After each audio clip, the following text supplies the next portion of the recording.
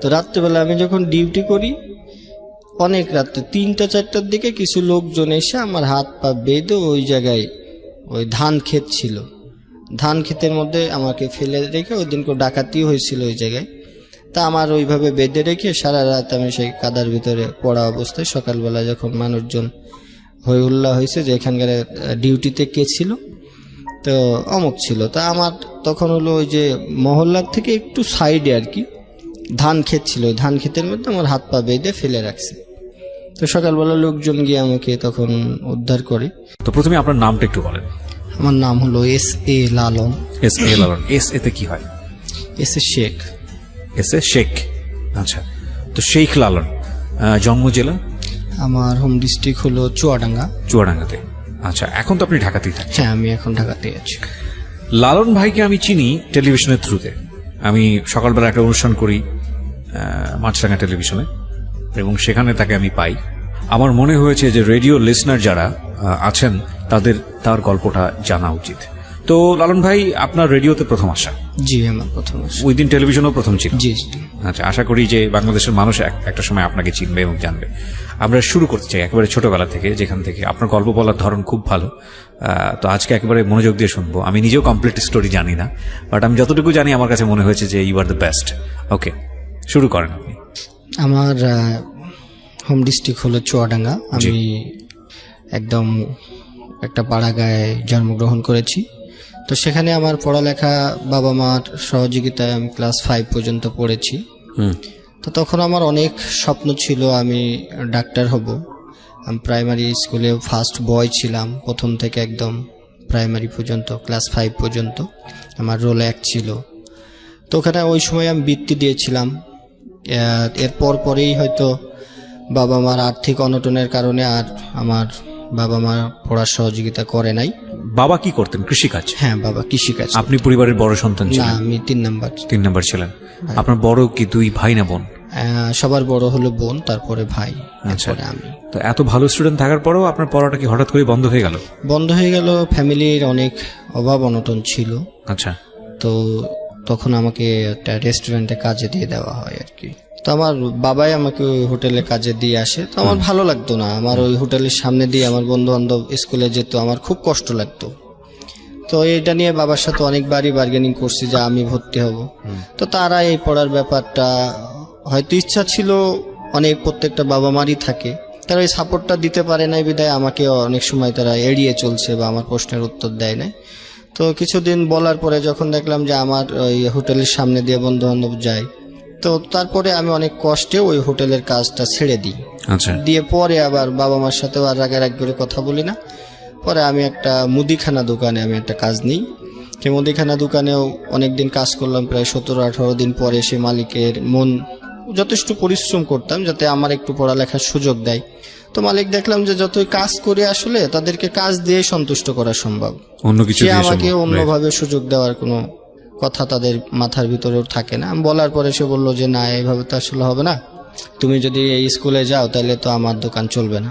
তো আমি বললাম আমার সপ্তাহে 1 দিন ছুটি, তো সেই ছুটিটা বললো যে শুক্রবারে তুমি ছুটি পাবা। আমি বললাম শুক্রবারে ছুটি পাইলে আঙ্কেল আমার তো আসলে, আমি 1 দিন স্কুলে যাইতে চাচ্ছিলাম, তো কি করব? না, এইটা আসলে আমরা কাজ, তুমি যদি ওইভাবে করতে পারো তাহলে করো, নইলে এখানে তুমি কাজ করতে পারবে না। সেখান থেকেও আমি সুযোগটা পাই নাই। তো ওখান থেকে আবার হলো আমি আমার এক বড় ভাইরে ধরে আমি হাই স্কুলে একটা ভর্তি হওয়ার চেষ্টা করলাম। সে ভর্তি করাই দিল, ক্লাস 6-এ আমাকে ভর্তি করাই দিয়েছিল। তো ভর্তি হইলাম অনেক আনন্দ নিয়েই। ভর্তি হওয়ার পরে প্রতিদিন যে ক্লাসে যাব সেই সৌভাগ্যটুকু আমার হলো না। সবাই যেত প্রতিদিনের মতোই আমার কষ্ট লাগতো যে ক্লাসে যাইতে পারছি না, কাজ করব। কাজ তুলে আবার ওইদিকে বাসায়ও ওইভাবে দেখা যাচ্ছে সম্পর্কটা, আমি বাসার উপরে খুবই অভিমান আমার। আমি এখনো পর্যন্ত দীর্ঘ সময় পার হয়ে গেছে আমি বাসার সাথে যোগাযোগটা রাখি না ওইভাবে। তো তখন হলো বাবা মার ওই জিনিসটা বুঝতে পারতাম না, যে সবাই মনে হতো যে বাবা সবাই পড়তেছে, আমার বাবা মা কেন পড়াইতে পারতেছে না, সবারই তো বাড়িঘর আছে, আমাদেরও বাড়িঘর আছে, তাহলে আমার কেন পড়ার সুযোগটা হবে না। তো জিদ হলো যে না, আমি একা একাই পড়ালেখা করব। তো রেস্টুরেন্টে আবার ওই যে কাজ করতাম, কাজ করার পরে স্কুলে যাব এভাবে একের পর এক দিন গুনি, আমার ওইভাবে যাওয়া হয় না। তো যদি কোনোদিন একটা সুযোগ পেতাম তো তখন স্কুলে যেতাম। তো গেলে দেখলাম সবার সাথে আমার আসলে ম্যাচ হয় না, কাউকে চিনি না, ক্লাসমেটদের টিচারদেরও চিনি না। তো হঠাৎ একদিন গেলে স্যাররাও অনেক ধরনের বাজে কমেন্টস করতো, আসে না। আর ওই সময় খুব মানে লজ্জা দিত, বেঞ্চের উপর দাঁড় করে রাখতো, কানে ধরে রাখতো, পড়ালেখা কোন পার্ট আছে সেটাও আমি জানতাম না। তো সব মিলাইয়া দেখা যাচ্ছে যে মানসিকভাবেও অনেকটা ভেঙে পড়তাম, যে না আবার পড়বো কি পড়বো না। ক্লাসে গেলে মন ভেঙে যায় যে পড়ালেখা করব না, আবার বাইরে আসলে আবার মনের ভিতরে উদয় হয় যে না আমি পড়ালেখা করব। তো এভাবে অনেক কষ্ট মষ্ট করে টিচারদের সাথেও সেমন আমার কমিউনিকেশনটা ছিল না, স্যারদের সাথেও ছিল না। পরীক্ষা দিতে গেলে নানা ধরনের প্রবলেম, স্যারদের চিনি না, ক্লাস টিচার যে ছিল তাদেরও চিনতাম না। তো সব মিলাইয়া দেখা যাচ্ছে যে আমি ক্লাস 6ও খুব কষ্ট মষ্ট করে পার করেছি। পরীক্ষার সময় গেলে স্যারদের নানান রকমের সমস্যা ছিল, যে ক্লাসে প্রেজেন্ট হয় না তার তো পরীক্ষা নেওয়া যাবে না। তো ওখানেও স্যারদের, হেডমাস্টার কতজনের কাছে যাব, এক কর্ম করি আবার পড়ালেখা চালাইতে যাই। আবার সবাই আসলে কি সমাজটাতে হয়ে গেছে যাদের ধনী লোকের অনেক ধরনের প্রবলেমই সহজেই সলভ হয়ে যায়। গরিব মানুষের আসলে কারো কাছে গেলেও মাথায় অনেকে হাত বোলাইয়া সান্ত্বনা দিয়ে দিচ্ছে যে দেখ পড়ালেখা না করে হাতের কাজ শেখ, এটা দিয়েও মানুষ অনেক কিছু করছে। আমি বলতাম না আমি পড়ালেখাটা করব। স্যারের কাছে বলেছি এইভাবে, হয়তো সব স্যারই সুযোগ এইভাবে দেয় নাই। হেডমাস্টারদেরকে বলেও ওই আগে হলো সরকারি স্কুলগুলোতে নিয়মই আছে যে 80% যদি প্রেজেন্ট না হয় তাইলে ক্লাস যদি 80% প্রেজেন্ট না হয় তাহলে পরীক্ষাতে বসতে দেওয়া বা তার ছাত্রত্ব থাকে না। জি। তো সব মিলাইয়া ক্লাস 6 শেষ করার পরে 7-এ উঠলাম এইভাবে কষ্ট মষ্ট করে। তো তখন হলো আমি একটা ক্লাসের মধ্যে বা টিচারদের চোখে আমি একদম মার্ক হয়ে গেলাম যে এই ছেলেটা ক্লাস করে না, এই ছেলেটা ফাঁকিবাজ, এরকম সবার চোখে। বন্ধু বান্ধবের সাথেও ওইভাবে, ক্লাসে 2-1 বন্ধু বান্ধব ছাড়া আর কারোর সাথেই আমার পিছনে যার রোল হয়তো তারটাই আমার মনে থাকে বা তাকে আমি চিনি। আর অনেকের সাথে কন্ট্যাক্ট করলেও ওইভাবে হয়তো কেউ রেসপন্সও করতো না, চিনে না, সেইভাবে সবারই চাঞ্চলতা ছিল। একদিন গেলে আমার খুব খারাপ লাগতো। যখন 7-এ উঠলাম হেডমাস্টারের কাছে এরকম অভিযোগ যাওয়ার পরে হেডমাস্টার আমার কাছ থেকে একটা বন্ড সই নিয়েছে যে তুমি যদি রেগুলার ক্লাসে না আসো। তো স্যারদের যে চিন্তাধারা ভুল ছিল সেটাও আমি বলবো না, হয়তো মনে করতো যে আমি আর 5টা ছেলে মেয়ের মধ্যে হয়তো স্কুল ফাঁকি দিতাম, কিন্তু স্কুলে যাওয়ার আমার একটা প্রচুর ইচ্ছা ছিল, কিন্তু আমি কোনোভাবে এই দিনটাকে সামনে আনতে পারতাম না। কাজ করতে হয়, আর ওই সময় কাজের পরিমাণটা এত বেশি ছিল যে 8 ঘন্টা কি 10 ঘন্টা, সকালবেলা গেছি 8টার সময় দোকানে ঢুকলে পরেও 10টা বেজে যেত, কোনো ছুটির কোনো সুযোগ নাই। আবার তখন স্কুলও ছিল সকাল 7টায়। হঠাৎ একদিন স্কুলে গেলে দেখা যাচ্ছে যে আমি ক্লাসেই ঘুমিয়ে পড়ছি। তখন তো স্যাররা বিভিন্নভাবে আমাকে কমেন্টস করছে, আর স্যারদের সফট কর্নারটা আমি কখনোই নিতে পারি নাই। ক্লাসে যাই না প্রথম তো ফ্যাক্ট, আবার ওই দিনকে যে ক্লাসে পড়াটা সেটাও হয়তো জানি না, গিয়ে 5-10 মিনিটে হয়তো একটা সাবজেক্ট ক্যাপচার করছি, পরের গুলো আর পারি না। তো স্যাররা তো তখন অনেক কথা বলতো, গেলে একদিন গেলে সব প্রশ্ন আমারই করতো, মনে হয় সব ধরনের প্রশ্ন স্যাররা সবাইকে বাদ দিয়ে আমাকেই করতো। তা আমি খুব লজ্জা পেতাম। ক্লাসে অনেক দিনও খুব চোখ দিয়ে অঝরে পানি ঝরছে, তারপরেও স্যারদেরকে কোনো সময় এটার কিছু বলতে পারি না, তারপরে চলে আসতাম। তো যখন ক্লাস 7-এ প্রথম সময় পরীক্ষা হবে, তো ওই স্যার আমার পরীক্ষা নিবে না। তো টিচারের কাছে আমি গেছিলাম, ওই সময় আমি একটু অসুস্থ হয়ে পড়ছিলাম। অন্যবার তো 2-1 যাওয়ার সুযোগ হয়েছে। তো প্রথম সাময়িক পরীক্ষা পর্যন্ত আমি 3 মাসের মধ্যে 5-7 দিনও ক্লাস করতে পারি নাই। এই ছুটিগুলো পাইলেও আমি কাজে লাগাইতে পারিনি। তো হেডমাস্টারের কাছে অভিযোগ গেছে, হেডমাস্টার আমার কাছ থেকে একটা বন্ড সই নিয়েছে, তুমি যদি ক্লাস না করো এরপরে, এইবার হয়তো মেনে নিলাম, এরপরে কিন্তু তুমি আর কন্টিনিউ করতে পারবে না। তা আমি ওই সময় পরীক্ষাটা দিবই এই চিন্তা ভাবনা ছিল। আর বন্ড সইয়ের যে ফলাফল কি হবে এটা ওইভাবে তখন গুরুত্বও দিই না, লিখে দিছি যে আচ্ছা স্যার ঠিক আছে আমি রেগুলার ক্লাস করব। তো তখন পরীক্ষাটা দিলাম। পরীক্ষার পরে আমি তো এরপরেও আর ছুটিও পাই নাই, স্কুলেও যাইতে পারি নাই। তখন বই ছিল আমার মনে হয় 3টা বই কিনতে পারছিলাম আমি, পরের বইগুলোও কিনা হয় নাই। সব মিলাইয়া দেয়া যাচ্ছে টাকা পয়সাও ছিল না, ওটার উপরে আর অতটা বেশি গুরুত্ব দেই নাই। পরে মনে হলো যে স্যারও তো আর, তখন দ্বিতীয় সাময়িক পরীক্ষা শুরু হয়ে গেল। এইভাবে 3 মাস চলে যায়। 3 মাসের পর যখন দ্বিতীয় সাময়িক পরীক্ষা, তখন তো আমার মনে হলো যে টাকাও নাই, বইও সব কিনে নাই, আবার স্যারেও তো ঝামেলা করবে, যাক লজ্জা টজ্জা পাওয়ার দরকার নেই, আমি আর ওই স্কুলে যাব না। তারপরে আমি ওই আমাদের থানা লেভেল ছেড়ে আমি একটু ডিস্ট্রিক্ট লেভেলে চলে যাই, যে এখানে আমার কেউ চিনবে না, ওখানে যা করি যেভাবে থাকি জীবনযাপন যেভাবে কাটাই ওখানে কাটাবো। তা আমি থানা লেভেল ছেড়ে আমি একটু ডিস্ট্রিক্ট লেভেলে আমাদের চুয়াডাঙ্গা শহরে চলে আসলাম। তো ওখানে হচ্ছে আমি যে অনেক কিছু চিন্তা ভাবনা করি, একটা হোটেলে কাজ নিয়েছিলাম, যে ওখানে দারোয়ানের কাজ নিলাম, যে রাত্রেবেলা আবাসিক হোটেলে দারোয়ানের কাজ। হ্যাঁ, তো ওখানে যদি আমি কাজ করি তাহলে তো সারা রাত্রে তো আমার সমস্যা নাই, সকালবেলা আমি ক্লাসটা যেতে পারবো, স্কুলে যেতে পারবো। হ্যাঁ। আচ্ছা, তখনও আপনি নতুন স্কুলে ভর্তি হননি? না, তখন আমি ওই 7 থেকে, তো আমি এখন মাত্র আমি ডিস্ট্রিক্ট লেভেলে আসলাম, ওখানে একটা অবস্থান করব, তারপরে ভর্তি। তো কিছুদিন চাকরি বাকরি করলাম, ওই জায়গায় চাকরি করার পরে আবার হলো যে আশপাশে কোথায় ভর্তি হওয়া যায় বা কোন স্কুলে ভর্তি হওয়া যায়, কাকে ধরে হওয়া যায়। তো কিছুদিন কাজ করার পরে ওখানেও একটা স্কুল খুঁজে বার করলাম, সেই স্কুলে কাজ ধরলে আমার ভর্তিটা সহজ হবে বা কেউ একটু আমাকে সহযোগিতা করতে পারবে। তো ওই জায়গায় একটা ভাইয়ারে ধরে আমি একটা ওই যে চুয়াডাঙ্গা আদর্শ হাই স্কুল নাম ছিল, সেই স্কুলে আমি ক্লাস 8-এ গিয়ে ভর্তি হই। তো উনিও ওই যাকে ধরছিলাম তিনি আবার ওই স্কুলের প্রতিষ্ঠাতার সদস্য যারা থাকে তাদেরই খুব নিকটতম এক ব্যক্তি, উনি গিয়ে ভর্তি করে দিল। তো আমি খুব আনন্দ উল্লাসেই ওখানে কাজ করি আর ওখানে ক্লাসে যাওয়ার একটা মনস্থ করলাম। তো সব মিলে রাত্রেবেলা সারা রাত ডিউটি করলে পারে আসলে ওই যে ঘুমটা সকালে থাকে, আবার ওখানে খুব সকালবেলায় স্কুলে যেতে হয় 7টার দিকে। তো আমার ডিউটি টাইমটা পড়ে যায় সকাল 8টা পর্যন্ত। সারা রাত একটু ঘুমানোরও কোনো সুযোগ ছিল না, আবাসিক হোটেলে সারা রাতে ওই গেস্ট আসা যাওয়া করে।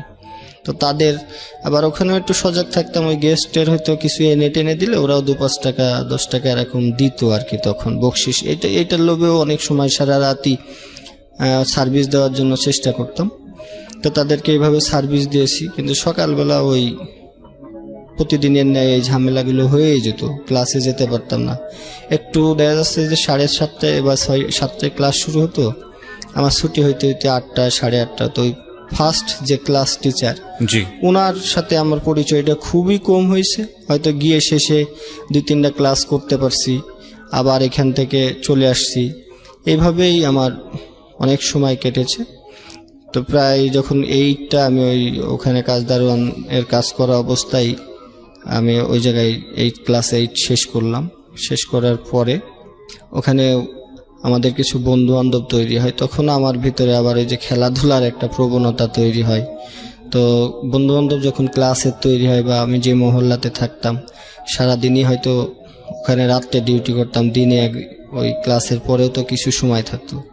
তো যখন বন্ধু বান্ধব তৈরি হয়ে গেল তখন মনে হইলো যে মন মানসিকতাটাও অনেক বেশি নষ্ট হয়ে যায়, খেলতে পারি না বা তাদের সাথে আড্ডা দিতে পারি না। তাদের সাথে আড্ডা দিলেও শহরের ফ্যামিলির লোকজনগুলোর মন মানসিকতা কেমন যেন একটু, এমন বন্ধু বান্ধব কারো বাসায় তো আমি কোনোদিন যাই নাই, কারো বাসায় খাইতেও যেতাম না, তাদের সাথে খেলতাম। অনেক বাবা মাই তার বন্ধু বান্ধব যারা ছিল তাদেরকে বকাঝকা করছে, যে ওই ছেলে হোটেলে কাজ করে, তোদের কিসের বন্ধু বান্ধব, হ্যাঁ ওর সাথে মেশা যাবে না। হয়তো যারা ছিল তারাও তো আমার মতোই, হয়তো বাবা মার কথা যারা না মানছে, মারধর খাইছে, এটা আবার কানে আসছে, তখন তাদেরকে এড়িয়ে চলতাম, ওর সাথে মিশবো না। তো আমি একটু খেলাধুলায় ভালো ছিলাম, সেই হিসাবে তাদের প্লেয়ার শর্ট পড়লে আমাকে ডেকে নিত। তো তারপরেও কোনোদিন কারো বাসায় যাই নাই, অত অনেক অনুষ্ঠানও হয়তো করছি, কারো বাসায় যেতাম না। সবারই হয়তো তখন কৌতূহল ছিল, চল যাই। আমি না, তোর বাসায় যাবো না, তোর আম্মা পছন্দ করে না এটা সেটা। তো এভাবে পড়ালেখা চালাইছি, তাদের সাথেও কম বেশি চলছি, ওখানে কাজ করছি। তো যখন এরকম বেশি চলাচল হয়ে গেল তখন ওই কিছু সময় হলো ডিউটি ফাঁকি পড়ে যেত। আচ্ছা। তো সেখান থেকে মালিক পক্ষ আমাকে বাদ দিয়ে দেয়, যে না তোমার আসলে। আর ওখানে কাজের ফাঁকে তখন ওই পোলাপানও চলে আসতো সেই হোটেলের কাছে, যে চল খেলতে যাই।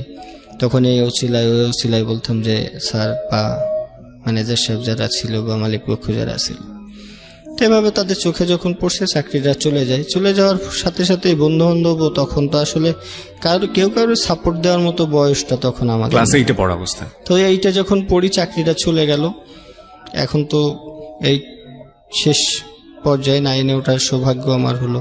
আর 9-এ উঠলে ওখানেও টাকা পয়সার ব্যাপার। তখন হলো আমি একটা চার দোকানে কাজ করি। এই যে আপনি এতগুলো দোকান শিফট করছেন বা কাজ করে পড়াশোনা করার চেষ্টা করছেন, ইন দ্য মিন টাইম বাড়ির সঙ্গে যোগাযোগ সম্পূর্ণ অফ? Totally off. ওই যে আমার একটা অভিমান ছিল যে না, তারা আমাকে পড়াতে পারে নাই, পড়ায় নাই, আমি তাদের কাছে যাব না। আচ্ছা। তো এর মধ্যে ঈদ যখন আসতো, এর ভিতর তো একটা ঈদেরও পার্ট গেছে, তখন সবকিছু বন্ধ।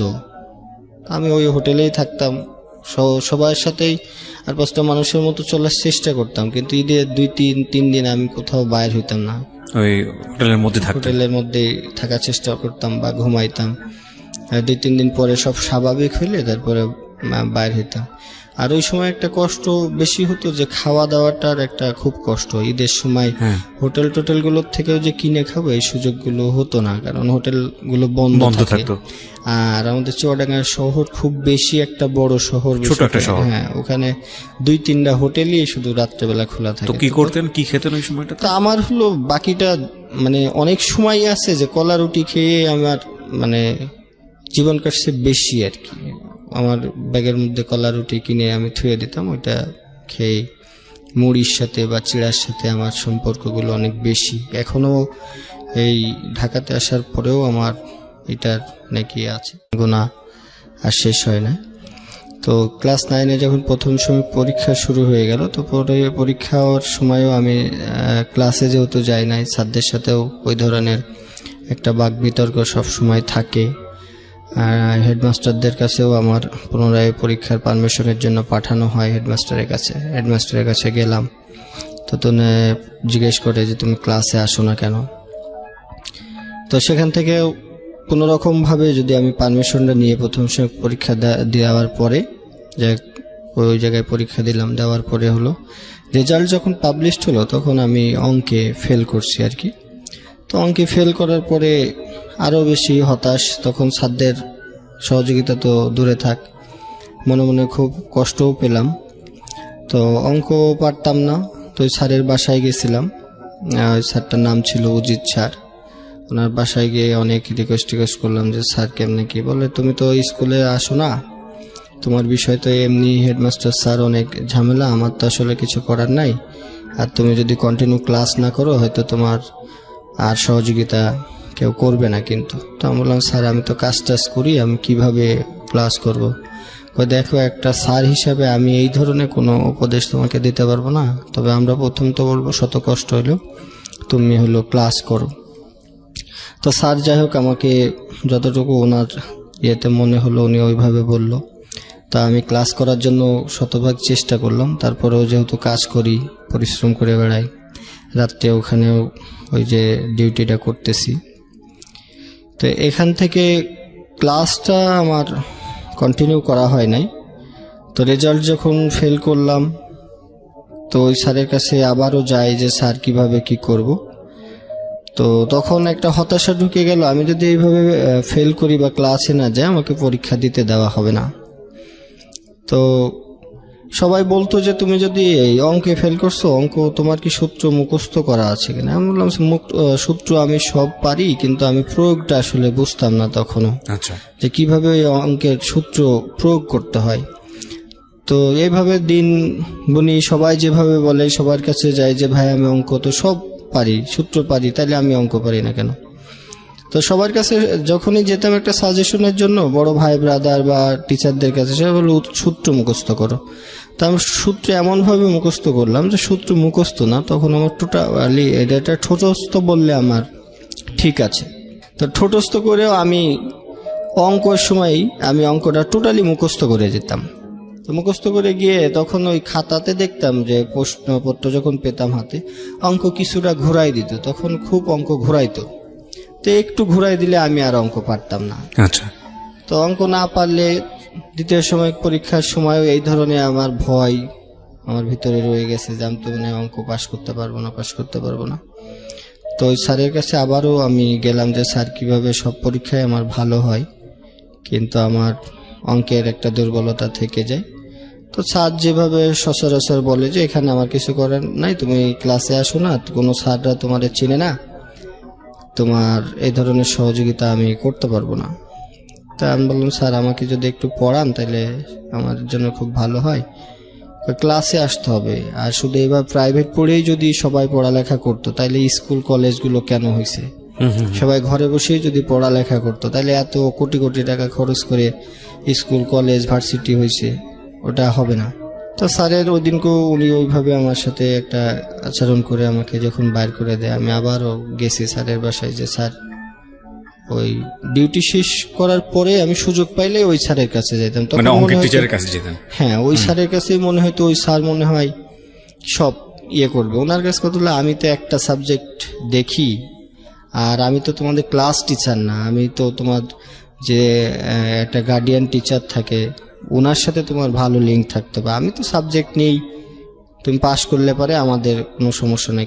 ক্লাস টিচার তো মার্ক করে, যেটা আমরা বলি যে গার্ডিয়ান হিসেবে যে একজন টিচার থাকে।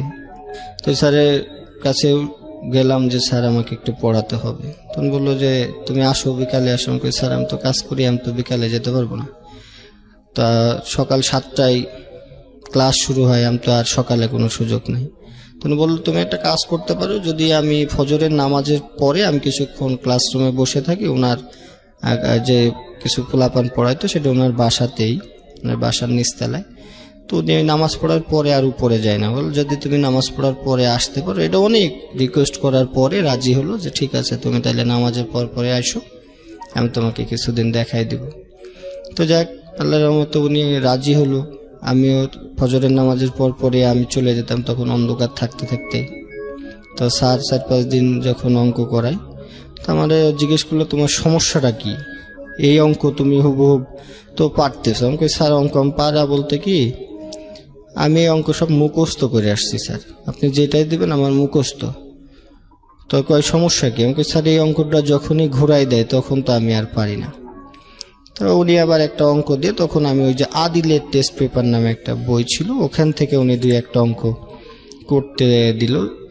তো ওইটার থেকে হুবহুব যদি থাকে, আমি টেস্ট পেপার বলেন বা সমাধান যে বইগুলো আছে সবই আমি ফলো করতাম। রাত্রেবেলা যখনই সুযোগ পাইতাম মনে হতো যে আমার এই পড়ালেখাটা বা আমি যদি পাশ করতে না পারি, স্যারদের কাছ তো আমি কোনো রকম সহযোগিতা পাবো না। তো অনেক সমাধান বইও আমার কাছে ছিল। আদিলের টেস্ট পেপারে এমন কোনো অঙ্ক ছিল না যে আমার নজরের বাইরে বা আমি মুখস্থ করি নাই। কিন্তু তখন কি হতো যে হুবহুব বইয়ের সাথে মিলতো না, কিছুটা হইলে চেঞ্জ করে দিত। আচ্ছা। তো স্যারও 2-3 দিন আমার এই প্রবলেমটা উনি ধরতে পারে নাই। পরে যখন আমি বললাম যে স্যার আমি আসলে কিন্তু অঙ্ক সব মুখস্থ করে আসি, আপনি আমাকে যেইটাই দেন এই আদিল থেকে দেন আর এই সমাধান থেকে দেন, আমার কিন্তু হবে, কিন্তু পরীক্ষার খাতায় যদি চেঞ্জ হয় আমি পারি না। পরে স্যার বললো তুমি কি বুঝো না? আমি কই স্যার এই যখন আপনারা সূত্রটা যে প্রয়োগ করেন এটা আসলে আমি বুঝি না, কিভাবে একটা সূত্র আপনারা দিচ্ছেন, আমি দিলে হয় না। তো উনি আমার তখন ওই সূত্রটা আমাকে বুঝাই দিল যে এইভাবে এইভাবে সূত্র প্রয়োগ করলে তুমি অঙ্ক করতে পারো। ওকে। তো আমি ওভারঅল 10-12 দিনের মধ্যেই আল্লাহর রহমতে অঙ্কটা আমার নিয়ন্ত্রণে নিয়ে নিলাম। তারপরের থেকে ওনার কোচিংয়েও আমি যে সকালবেলা যারা আসতো তাদেরকে ম্যাথটা করানোর, মানে যে অঙ্কে আপনি ফেল করতেন সে অঙ্কে আপনি এখন আমি টিচারের তো- জায়গায় জায়গা নিয়ে নিলেন। ওকে। তো স্যারও আমাকে ওই সুযোগটা দিয়েছিল তখন। কিন্তু তখন কিছুদিন আমার খুব মনের মধ্যে আনন্দ, এরপরে আবার ওখান থেকে চলে এসে আবার সেই কর্মব্যস্ত জীবন, কর্ম করতে হয়। 9 এইভাবে গেল। কিন্তু ক্লাসের ব্যাপারগুলোতে আমাকে প্রতিদিনই অপমান হতে হয়েছে, যে যেদিন কই গিয়েছি টিচাররা হয়তো চিনে না, অপমান করছে, দাঁড় করায় রাখছে। সাবজেক্টগুলো পড়াও অনেক সময় পারি না বলতে কি আমি তো জানিই না যে জানেন আজকে না, কি right, পড়া right. হবে। তো সবাই গিয়ে হাসাহাসি করতো, অপমানই করতো। স্যাররা যদি কিছু বলতো তো যারা আমাদের ক্লাসমেট ছিল তারা খুব হাসতো। তা আমি পিছনে গিয়ে বসতাম, আর স্যাররা দেখি মার্ক করে সব আমাকেই বেশি জিজ্ঞাসাবাদ বেশি করতো আর কি। কেউ জানতো না আপনার স্টোরিগুলো, রাইট? আমি কারো কাছে বলতাম না, আমি সব সময় চুপচাপ থাকার জন্য চেষ্টা করতাম। আর যেহেতু রেগুলার যেতে পারি না, এমনিতেই হলো মনটা খুব ছোট থাকে। আবার ওই যে কিছু বন্ধু বান্ধব থাকে, তাদের আনন্দ উল্লাস থাকে, আমি হয়তো সেভাবে একই ক্লাসমেট হইলেও অনেকেই ইগনোর করে যারা বাস্তবভাবে চলাচল করছে। হয়তো যদি আপনি আর 5টা মানুষের মতো সমান তালে যাইতে না পারেন, এটা বাস্তব জীবনটা আসলে একটু অনেক বেশি সত্য কথা। বেশি কঠিন। তো এভাবে অনেক আমি প্রত্যেকটা ধাপ পার হইতে হইলে আমাকে অনেক জনের কাছে অনুরোধ, বিনয়, তাদের কাছে রিকোয়েস্ট, ক্লাসে যায় নাই, এই ধরনের জটিলতা আমার জীবনে সবসময় রয়ে গেছে। আমি তাদের কাছে গিয়েও কেউ কেউ হয়তো সহযোগিতা করছে, না করলে হয়তো আজকে এই পর্যন্ত আসতে পারতাম না। হয়তো ধারাবাহিকভাবে একবারের জায়গায় পাঁচবারের জায়গায় মালিক পক্ষ যারা ছিল, হয়তো স্কুলে জটিলতা হইলে আমি 2 দিন কাজে যাই না, তখন ওই কাজগুলো আবার বিকালবেলা আসলে মালিকের কাছেও বকাবকি করছি, পড়াশোনা করে তুমি জজ ব্যারিস্টার হইবা, তাই এই তার দোকানে বা এই দোকানে কাজ করার দরকার কি, যাও চলে যাও। সেই সময় আপনি একটা চায়ের দোকানে কাজ করতেন? আমি আবাসিক হোটেলে কাজ করতাম রাতে, আর দিনে করতাম চার দোকানে কাজ, যাতে কিছু টাকাটা বেশি আমি পাই। আর তখন হলো যে হোটেলে কাজ করতাম, আবাসিক হোটেলে, ওখানে আমাদের বেতনটা আমার বেতন ধরা ছিল 600 টাকা মাত্র। হ্যাঁ, আর ওখানে যে হিসাবটা ছিল যে আপনাকে বাকিটা ওই যে যারা গেস্ট আসে তাদের কাছ থেকে যদি টিপস পান, ওইটাই আপনার সব। আর খাওয়া দাওয়ার কিন্তু সুযোগ নেই, তো ওখানে থাকার একটা ব্যবস্থা থাকে। তো এইটা করলে পরে ওই দেখা যাচ্ছে যে এদিকে ক্লাস শেষ করে এসেও তখন আবার অনেক করতাম যে আমাকে যেভাবে খাওয়ার টাকাটা অ্যারেঞ্জ করতে হবে। একটা হোটেল থেকে ভাত বা গেস্টের ভাত টাত কিনে আনলেও সেখান থেকেও যদি থাকে সেসব খাবারও রেখে দিয়েছি, খেয়েছি। তো যখন এইভাবে নাইনের ফাইনাল পরীক্ষা হয়ে যাবে, ফাইনাল পরীক্ষার পরে 10-এ ওঠার সময় আমার ক্লাসের যে প্রেজেন্টের যে বিষয়গুলো, অ্যাটেন্ডেন্সগুলো স্যারদের নলেজে গেছে, বা হেড স্যার উনি আমাকে ডাকায় বললো যে তুমি কিন্তু কোনোভাবেই ক্লাস যদি 10-এ তুমি না করো, তুমি কিন্তু পরীক্ষা দিতে পারবা না। তো পারবাই না, উনি গ্যাস স্যার। তো এর আগে হলো ওই যে আমার এই ক্লাস 9 পর্যন্ত আমাদের আরেকটা টিচার ছিল, উনি অতটা বেশি অ্যাটেন্ডেন্সের উপরে গুরুত্ব দেয় নাই। তো ক্লাস 10-এ যখন উঠি তখন গিয়াস স্যার নামে একজন স্যার ওখানে আসলো। উনি প্রথম এসে অনেক বেশি মানে পুরা স্কুলের একটা ডিসিপ্লিন চেঞ্জ করার বা পড়ালেখা ভালো করার একটা উদ্যোগ নিল। আচ্ছা, নেওয়ার পরে আমি যখন এই 10-এ উঠলাম, আমার তো ক্লাসে যাওয়ার কোনো সুযোগ হলো না। তো এইভাবে প্রথম পরীক্ষা হলো, দিলাম। সেখানেও হয়তো স্যার যারা ছিল তারা হয়তো একটু সফট কর্নার দেখাইলো বা গিয়ে কোনো রকম পরীক্ষাটা দিয়ে আমি চলে আসছি। কিন্তু যখন ফাইনাল পরীক্ষা, আমাদের যেটা টেস্ট পরীক্ষা বলে, ওই সময় গিয়ে আমার টোটালি আটকাই দিল স্যার। কি জন্য? ওই যে স্কুলে আমার যাতায়াত নাই, উনি কোনো রকম ভাবেই আমাকে টেস্ট পরীক্ষায় বসতে দিল না। বসতে না দেওয়াতে আমি 3 দিন ওনার বাসায় গেছি যে স্যার আমি কাজ করি, আমার এরকম ওনার পায়ে পর্যন্ত ধরেছি, উনি আমাকে কোনোভাবেই সেই টেস্ট পরীক্ষা উনি আমাকে দিতে দেয় নাই। তো উনি দিতে দেয় নাই। তো খুব কষ্ট পাইলাম। রাত্রে বেলা গেছি ওনার বাসায়, বসে থাকতাম যে স্যার, সারাদিন উনি স্কুলে থাকতো, আমি সারাদিন গিয়ে ওনার বাসায় সামনে গুড় করতাম। টেস্ট পরীক্ষা দেওয়ার আর সুযোগ হলো না, উনি পারমিশন দেয় নাই। তো সেই বছর আমার গ্যাপ গিয়েছে, আমি কোনোভাবেই ওই টেস্ট পরীক্ষা কিন্তু দিতে পারি নাই। তো একটা বছর আমার হয়তো বড় হওয়ার সাথে সাথে স্যারের প্রতি শ্রদ্ধা আছে না, রাগ আছে না, ক্ষোভ আছে, আমি হয়তো বলতে পারবো না। ওনার সাথে অনেক কথা বলেছি যে নিয়ম নেই। আমি এই পর্যন্ত বলছি যে স্যার, নিয়ম তো মানুষের তৈরি করা, মানুষকে তো নিয়ম তৈরি করে নেয়। আপনি যদি একটু সহযোগিতা করেন, আমি পরীক্ষা করে, তুমি ক্লাসে আসো না, ভালো যারা রেগুলার ক্লাসে আসে তারাই পাশ করতে পারে না, তোমার পরীক্ষায় আমি দিয়ে আমার স্কুলের দুর্নাম, এগুলো দরকার নেই। তো উনি কোনোভাবেই ওনার জায়গাতে অটল ছিল, উনি আমাকে পরীক্ষা দিতে দেয়নি। সেই বছর আমার একটা গ্যাপ গেছে। এরপরেও আমি আবারও হাল ছাড়ি নাই ওই স্কুল থেকেই। পরের বছর তখন তো ইরেগুলার হয়ে গেলাম, তখন টোটালি আমার বিষয়টা যারা আগের ব্যাচ ছিল তারা তো আর চিনে না, পরের ব্যাচে তখন হয়তো একটু গুরুত্ব হারিয়ে গেল। ইরেগুলার হইলে আমি কম বেশি মাঝে মাঝে যাই না। তো তখন একটা 2 রকম অবস্থায়, যে পরীক্ষা দিতে দিলে দিবে, না দিলে নাই। তো পরীক্ষা দিয়ে পাশ করি, যাই হোক আল্লাহর রহমতে ওই বছর আর কোনো আমার প্রবলেম হয় নাই। কিন্তু পরীক্ষা দেওয়া হলো না, ওই বছর পরীক্ষা দেওয়া হয় নাই আমার। পরের বছর আমি ইরেগুলার আবার এখানেই কাজ কন্টিনিউ, ওই হোটেলে আর এই 4 দোকানে কাজ করে তখন ওই একটা বছর আবারও শেষ করলাম। পরে ওইবার পরীক্ষা দেওয়ার আমার সুযোগ যাক হলো, টেস্ট পরীক্ষায় আর কোনো ঝামেলা হয় নাই। তো তখন বেতন বা টাকা এগুলো পরিশোধ করতেও আমার খুব কষ্ট হতো। তখন বেতন পাইতাম 600, এই 600 টাকা আর ওই যে হোটেলে কাজ করে পাইতাম, মনে করেন যে 600 পাইতাম, আরও কিছু এক্সট্রা পাইতাম, আর ওই বকশিস টকশিস দিয়ে আমি সব টাকাগুলো গুছাইতাম। তো রেজিস্ট্রেশনের সময় আমার 1700 টাকা মনে হয় ওই সময় ফর্ম ফিল আপে লেগেছিল, 1700 টাকা। এই 1700 টাকা আমার তখনকার মনে আছে, ঢাকার একজন গেস্ট ছিল ওই হোটেলে, বাবুল সাহেব নাম ওনার। উনি ওই সারাদিন মালিক যখন বকাবকি করতো, উনি প্রায় আমাদের রেগুলার গেস্ট ছিল। আচ্ছা। তো তখন উনি বললো যে এই ছেলেটাকে বকাবকি করেন কেন? বললো যে ও এই যে এইটা ফাঁকি দিয়ে স্কুলে যায়, কি পড়ালেখা করে কি হবে। তো উনি আমার একদিন জিজ্ঞেস করে কি ব্যাপার তোমার এরকম।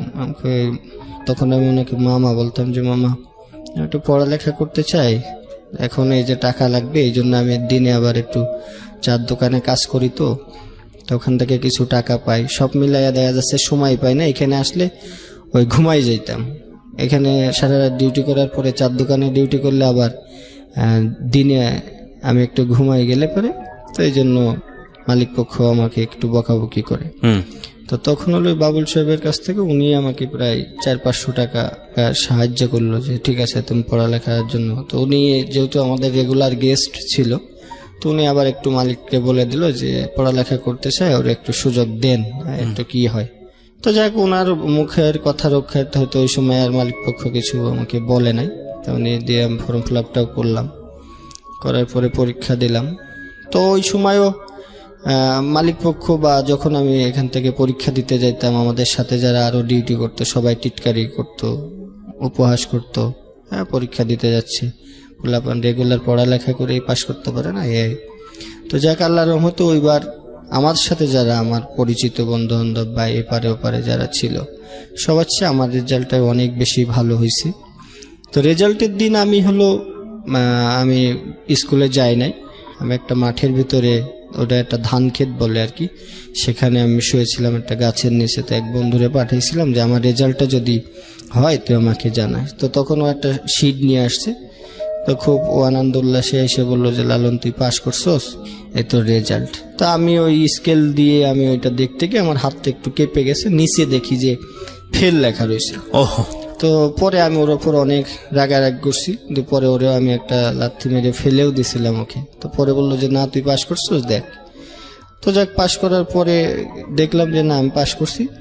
তো তখন অনেক বেশি মনে মনে খুশি হইলো, এই খুশিটা যে আমি কারো কাছে গিয়ে জানাবো বা এরকম, হয়তো ওর কাছ থেকে ওর সাথে একটু আনন্দ উল্লাস যা করলাম। পরে আমি আমার ওই হোস্টেলে ফেরত আসলাম। ফেরত আসার পরে মনস্থির করলাম যে আমি ঢাকাতে চলে যাব। তো স্কুলে খোঁজ নিলাম যে কতদিন পরে আমি মার্কশিট এগুলো পাবো। তো মিনিমাম 10-15 দিন সময় লাগবে। তো তখন আমার একটা ফ্রেন্ড ছিল ওখানে, একটা ওই হোটেলের পাশে একটা ছোট মসজিদ ছিল, মসজিদের মুয়াজ্জিন। তো আমি ওর কাছে বললাম যে বন্ধু এরকম এরকম আমি আর কাজ টাজ করবো না, আমি ঢাকায় চলে যাব। তো ওর কাছে কিছুদিন থাকলাম, তখন নামাজ কালামও পড়তাম ওর সাথে থেকে, সবসময় নামাজ পড়তাম। 10-15 দিন অপেক্ষা করে ওর কাছ থেকে ওই স্কুল থেকে আমি মার্কশিটগুলো সংগ্রহ করে আমার মনস্থ হলো যে আমি ঢাকাতে চলে যাব। তো ঢাকাতে চলে যাব, ঢাকা তো আমি চিনি না, ঢাকাতে কিভাবে যাব। তো ওইটা আমাদের পাশেই চৌরাঙ্গা রেল স্টেশন। রাত্রেবেলা অপেক্ষা করতেছি, তো দেখতেছি যে কোন দিকে সবাই, তখন শুনলাম যে ইন্টারসিটি একটা ঢাকা ট্রেন যাবে, সেই ট্রেনে। তো কোন দিক দিয়ে যাব, কোন দিকে যাব। তো দেখি যে এক ভদ্রলোক তার বন্ধুকে বলতেছে বন্ধু আমি ঢাকায় চলে যাচ্ছি, ট্রেনে আসার সময় হয়ে গেছে, তোর সাথে আবার পরে কথা। তো তখন আমি তাকে ফলো করলাম, যেই লোক যেখানে যেখানে যাবে আমি তার পেছনে ছাড়বো, যেহেতু সে ঢাকায় যাচ্ছে শুনলাম। তো রাত্রেবেলা উনি যে ট্রেনে উঠছে আমি সেই ট্রেনে উঠে চলে আসছি। তো যখন ওই যে চেকাররা আসে, তখন যখন চেকার আসে ওই লোক আবার ছিল ওই ট্রেনেরই কোনো টিটি বা এরকম কেউ। উনি যখন বসেছিল আমি আবার ওনাকে ফলো করে ওনার পাশে বসছি বিদায় আমার হয়তো টিকিটটা এত বেশি চেক করে নাই। ওনার পাশে ছিলাম, আমি ওনার সাথে কম বেশি কথা বলতেছিলাম। তো চেকার যখন আসছে ওনাকে দেখে আর ওনাকে কিছু বলে নাই। তো আমি কমলাপুর স্টেশনে রাত্রেবেলা পৌঁছাইলাম, আমার সকালের দিকে পৌঁছাইছি মনে করেন 6টার দিকে মনে হয় এরকম হবে। ওকে। তা আমি নামার পরে ওই জায়গাটা আমি ওই যে আগে সিনেমা কম বেশি দেখতাম, যেহেতু তো দেখলাম যে এখানে, এটা তো আমরা সিনেমাতে দেখছি এই কমলাপুর স্টেশনে অনেক শুটিং টুটিং হয়। তো সেই জায়গাতে নামলাম, নামার পরে আমি ওই আমার পিছনে একটা লম্বা ব্যাগ ছিল আর কি, ব্যাগের মধ্যে আমার কিছু কাগজপাতি জামা কাপড় ছিল, ওইটা রেখে আমি একটু ঘোরাঘুরি করতেছি, এর মধ্যে এসে দেখি যে আমার ব্যাগটা নাই। তো ব্যাগটা নাই, অনেক খোঁজাখুঁজি করার পরে তখন খুব কষ্ট লাগলো। তখন আমার কাছে মাত্র 33 টাকা মতো রয়েছে। এই 33 টাকা নিয়ে আমি সামনে অনেকক্ষণ হাঁটলাম, হাঁটাহাঁটি করলাম, অনেককে জিজ্ঞেস করলাম ভাই একটা ব্যাগ দেখছো এখানে? কেউ দেখলাম যে আমার কথাবার্তায় সুযোগ, সেটা আমার জীবনে প্রথম ঢাকাতে আসা, আর মানুষের প্রতিও আমার ওই ধরনের ধ্যান ধারণাও নাই। তো তখন এখানে নেমে আমি বাইরে বাইর হইলাম, যে স্টেশনের পরে যে রিক্সা নেওয়ার চেষ্টা করলাম যে আমি তো কোথায় যাব। তো ওই যে হোটেলে থাকাকালীন সময় এক ভাই ছিল, উনি বলতো যে ওই যে আমাদের ওই হোটেলের গেস্ট হিসাবে যেত, তো বললো যে তুমি যদি কখনো ঢাকায় যাও তাহলে আমার কাছে যে, আমার নাম অমুক, আমার বাসা ঢাকা সাভার স্মৃতিসৌধের ওখানে। যেমন হোটেলে কাজ করলে অনেকের সাথে পরিচয় হইলে যেটা হয় আর কি, যে তুমি যাও ঢাকাতে গেলে আমার সাথে দেখা করো, এরকম ইত্যাদি ইত্যাদি। তো আমি ওখান থেকে রিক্সা নেওয়ার চেষ্টা করতেছি যে ভাই আমি সাভার যাব। দেখি সব রিক্সাওয়ালারা আমার মুখ পানে তাকায় আর হাসে। তো এর মধ্যে 2-3 জন দেখার পরে একজনকে জিজ্ঞেস করলাম যে ভাই কেমনে কেমনে, বলে সাভার তো এখান থেকে অনেক দূর, তুমি এখান যেতে পারবে না, তুমি বাসে যাও। তো বাসে যাব, যে বাসে উঠি আমাকে নামাই দেওয়া হয়, যে বাসে উঠি আমাকে নামাই দেওয়া হয়। কেন নামাই দেওয়া হচ্ছে? যে ওই যে এক একটা রুটের তো এখন বুঝি যেটা, যে এক একটা ঢাকা শহরে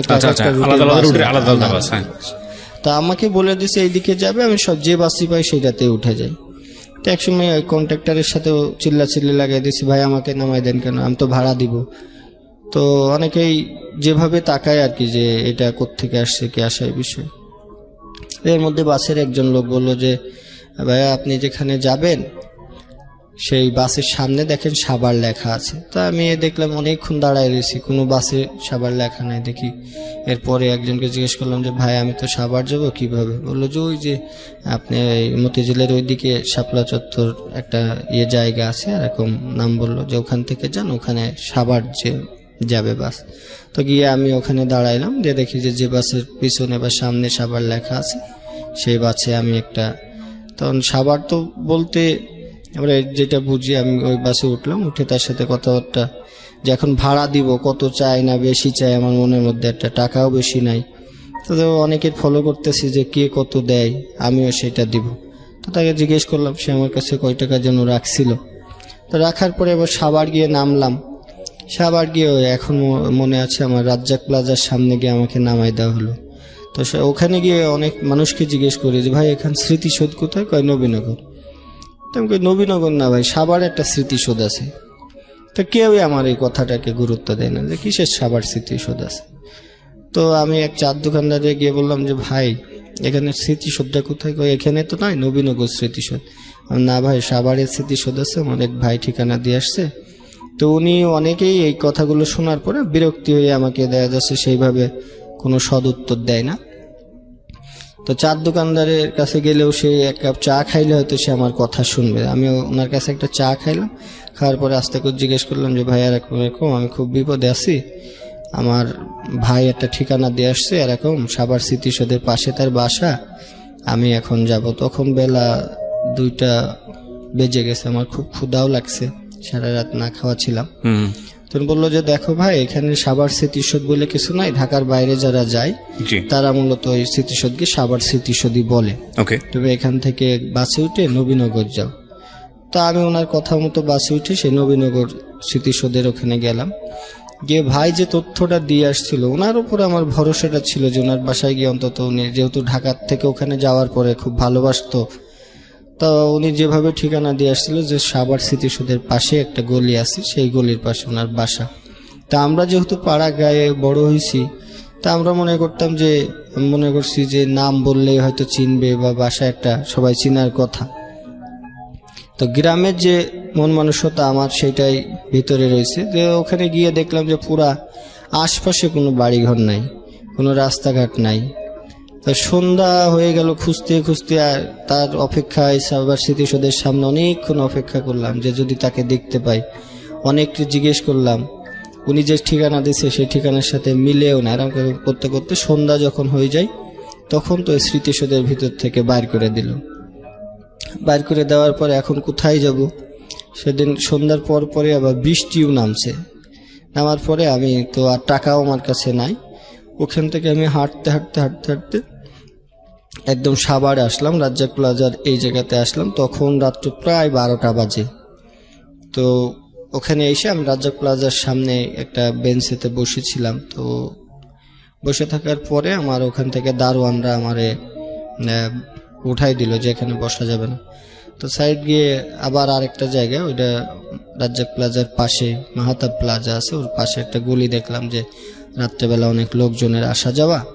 আমি ওখানে বসলাম। তো ওখানে বসার পরে ওই জায়গাটা ছিল একটু খারাপ, কিছু অসামাজিক কার্যকলাপ ওই জায়গায় হতো। তা আমার এগুলো তখন তো জানা ছিল না। আমি ওই জায়গায় গিয়ে বসছি, তখন ওই দারোয়ান আমাকে উঠাই দেয় যে এখানে বসা যাবে না, যাও। বসা যাবে না এই কারণ তখন আমি তো ছোট ছিলাম, আমার পরনে একটা ট্রাউজার ছিল আর একটা গেঞ্জি, একটা হলুদ কালারের একটা গেঞ্জি ছিল। তো তখন দেখলাম এক মেয়ে এসে বললো যে ও বসে রয়েছে, সমস্যা কি, বৃষ্টির মধ্যে কোথায় যাবে? তো দারোয়ান দেখলাম তার সাথে কি বলা কওয়া করলো, করার পরে বললো যে না থাক। তো আমি আবার সেই মেয়েটা আমাকে জিজ্ঞেস করলো কি সমস্যা তোমার? বললাম আপু এরকম এরকম, আমি এক ভাইয়ের ঠিকানায় আসছিলাম, তার ঠিকানাও খুঁজে পাচ্ছি না, আমি কোথায় যাব, কি করবো, আমার কোনো যাওয়ার কোনো জায়গা নাই, এই জন্য এখানে বসছি, সবাই আমাকে উঠাই দেয় বৃষ্টির মধ্যে। তো উনি আমাকে বললো দেখো এই জায়গা তো এরকম এরকম, এগুলো তুমি বসে থাকলে ওদের ডিস্টার্ব হবে, এরকম বসা যাবে না। তো ওই মেয়েটা আমাকে বললো তুমি একটা সাইডে দাঁড়াও, আমি আসতেছি। তো যাক, সে খারাপ হইলেও তার মন মানসিকতা অনেক বড় ছিল। এই জন্যই মূলত আজকে আমি তাদেরকে নিয়েই কাজ করার মন মানসিকতা আমার তৈরি হয়েছে। তো উনি বসে থাকার পরে উনি কিছুক্ষণ পরে আমাকে নিয়ে ওনার বাসায় গেল। তো সে ওখানে দেহ ব্যবসা করতো আর কি। তো দেহ ব্যবসা করলে উনি আমাকে তার বাসায় নিয়ে গেল, 2-3 দিন তাকে তার বাসায় আমার তার ভাইয়ের মতো রেখেছে, তার কাছে ওখানে থাকছি। তো 3-4 দিন যাওয়ার পরে উনি মনে হয় আবার ওখানে গেছিল, হয়তো বাড়িওয়ালার ইনফরমেশন আর কি। বাড়িওয়ালা বললো যে তুমি এখানে থাকতে পারবো না, তোমার যে আপু বাইরে গেছিল সে তো এরকম এরকম পুলিশের হাতে ধরা খেয়েছে, বাসা ছেড়ে দিতে হবে। তো উনি আমার বাসাতে বাইর করে দিয়ে বাড়ি তালা মেরে দিল। তো আমি আবারও সেই রাজ্জাক প্লাজার সামনে আসলাম।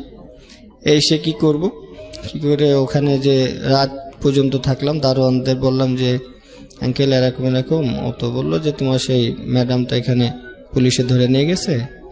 তা বললাম যে আমার তো যাওয়ার কোনো জায়গা নাই, আমার একটা চাকরি বাকরি দিবেন। এটা কাকে বললেন? আমি ওই যে দারোয়ানকে, রাইট, হ্যাঁ, রাজ্জাক প্লাজার নিচে যারা ডিউটি করতো। বললো তুমি তো ছোট, দারোয়ানের চাকরি তো ঢাকাতে আসলে এইভাবে হয় না। বয়স কত তখন আপনার? বয়স তখন তো ম্যাট্রিকটা পাস করছি, হয়তো 14-15 এরকম হবে। আর তখন আমি খুব শুকনা ছিলাম আর কি। এখনো যে খুব মোটা তা কিন্তু না। ওকে। তো ওখানে আমি বললো যে এরকম ঠিক আছে তোমার ওই, সেদিন আবার ওই জায়গার একটা কমিশনার এরিয়া ছিল, তো দারোয়ানকে যেন আসে নাই। তা আমাকে বললো যে ঠিক আছে তুমি এখানে। যাওয়ার সাথে সাথে দেখলাম যে আমার বলার সাথে সাথে ওরা ওই দারোয়ানের ড্রেস টেস পরে, হলুদ যে ড্রেসগুলো আছে। তো এটা একটা মাঠে একটা ডিউটি, ওই এনাম মেডিকেলের পিছনে তখন গ্রাম পাহারা দেওয়ার আর কি একটা ইয়ে ছিল। তখন চোর ছিল, ডাকাত ছিল অনেক বেশি। তা আমি নতুন একটা এই ইয়ের ভিতরে আমাকে একটা ডিউটি দিল। ওই সাইড সব ধান ক্ষেত মতো ছিল। তো রাত্রেবেলা আমি যখন ডিউটি করি, অনেক রাত্রে 3টা-4টার দিকে কিছু লোকজন এসে আমার হাত পা বেঁধে ওই জায়গায়, ওই ধান ক্ষেত ছিল, ধান ক্ষেতের মধ্যে আমাকে ফেলে রেখে, ওই দিন করে ডাকাতিও হয়েছিল ওই জায়গায়। তা আমার ওইভাবে বেঁধে রেখে সারা রাত আমি সেই কাদার ভিতরে পড়া অবস্থায়, সকালবেলা যখন মানুষজন হই হুল্লা হয়েছে যে এখানকার ডিউটিতে কে ছিল, তো অমুক ছিল। তা আমার তখন হলো ওই যে মহল্লার থেকে একটু সাইডে আর কি ধান ক্ষেত ছিল, ধান ক্ষেতের মধ্যে আমার হাত পা বেঁধে ফেলে রাখছে। তো সকালবেলা লোকজন গিয়ে আমাকে তখন উদ্ধার করে। তো তখন আবার এই যে আমাদের যে গার্ড কোম্পানির যে লোক ছিল তা ইয়ে করলো যে কে ডিউটিতে কে দিছে। তো যাই হোক, ওখানে অনেক বকাঝকা করার পরে আমার ওখানে আর চাকরি করা হলো না, ওখান থেকে বাদ দিয়ে দিল। তো এখন যেটা ওই যে রাজ্জাক প্লাজার সামনে একটা কমিশনারের একটা বাসা ছিল, জি। তো বললো যে তুমি একটা কাজ করো, দেখি যে তুমি ওখানে ডিউটি করতে পারবা কিনা। ইন্টার ফার্স্ট ইয়ারে থাকার সময় ঘটনা? না, ইন্টার এখনো ভর্তির কোনো চিন্তা ভাবনা হয় আচ্ছা, নাই। মানে পরীক্ষা দিয়ে আছেন, এসএসসি রেজাল্ট হ্যাঁ, অন্তর্বর্তীকালীন সময়। অন্তর্বর্তীকালীন। তো ওখানে ডিউটি করি, ওই দারোয়ানের ওই কমিশনারের বাসায় আমাকে ডিউটি দেওয়া হলো। তো ওখানে দেখতাম ওই যে কমিশনারের 2টা ছেলে মেয়ে ছিল, তারা প্রতিদিন স্কুলে যেত, তাদের সাথে লোকজন ঢুকতো, আমি ওখানে ডিউটি করি। ওদের দেখে আমার আবার সেই পড়ার কথা, যে না আমি এরা স্কুলে যায়, আমার তো যাওয়া হচ্ছে না, এই মনের মধ্যে কষ্ট। তা আমি ওখানে 7-8 দিন চাকরি করার পরে ওই পত্রিকা নিতাম যে কোথায় কোথায় চাকরি পাওয়া যায়। তো দেখতাম যে সবার যে রিকোয়ারমেন্টস আছে তার সাথে আমারটা যায় না, মিলে না। ওই সারাদিন ঘোরাফেরা করার পরে ওদের বাসাতেই আমার দিনে ডিউটি ছিল, আমি ওখানে ডিউটি করতাম। আর সন্ধ্যার পরে যদি ওই যে আরেকটা দারোয়ান আসার পরে আমার ছুটি হয়ে যেত, তো রাত্রেবেলা ওখানেই থাকতাম। থাকার পরে আমি তখন ওই চাকরির সন্ধান করি যে না আমি এখানে। তো তখন আবার ছিল যে ঢাকা, এটা তো ঢাকা না, এটা সাভার, আমি ঢাকায় চলে যাব। তখন মনে হতো ঢাকাতে মনে হয় কি একটা বিষয়। তো সবাই জিজ্ঞেস ভাই ঢাকায় যাবো, এটা তো ঢাকা না, ঢাকা আরো সামনে, এটা তো সাভার। তো নামের সাথেও একটা যে না আমি তাহলে তো সাভার থাকবো না, আমি ঢাকায় যাব। তো ওখান থেকে একদিন করে দেখলাম যে একটা বিজ্ঞাপন আছে যে একটা প্রবীণ ব্যক্তিকে দেখাশোনা করার জন্য একটা এত থেকে এত বছরের একটা ছেলে লাগবে। তো প্রবীণ বলতে আমি আসলে তখন ওইভাবে বিষয়টা প্রবীণ না নবীন এরকম বুঝতে পারি না। গিয়ে দেখলাম যে মতিঝিল একটা বাসা, তো ওই ব্যক্তিকে দেখাশোনা করার জন্য আমি ইন্টারভিউ দিতে গেলাম। তো ওরা আমাকে নিতে চাইলো। তো দেখলাম এক বৃদ্ধ লোককে দেখাশোনা করতে হবে। উনি হলো আমাদের এক ভাষা সৈনিক ছিল, কি যেন নামটা ছিল ওনার। তো ওনার অনেক কষ্টের কথা শুনলাম, ওনার 2টা ছেলে মেয়ে ব্যারিস্টার। ওনার বই, ওনার নামটা আতার হোসেন না কি যেন একটা নাম ছিল, যার ওনার ভাষা সৈনিকদের নামের ভিতরে আমি বইতে পড়েছি।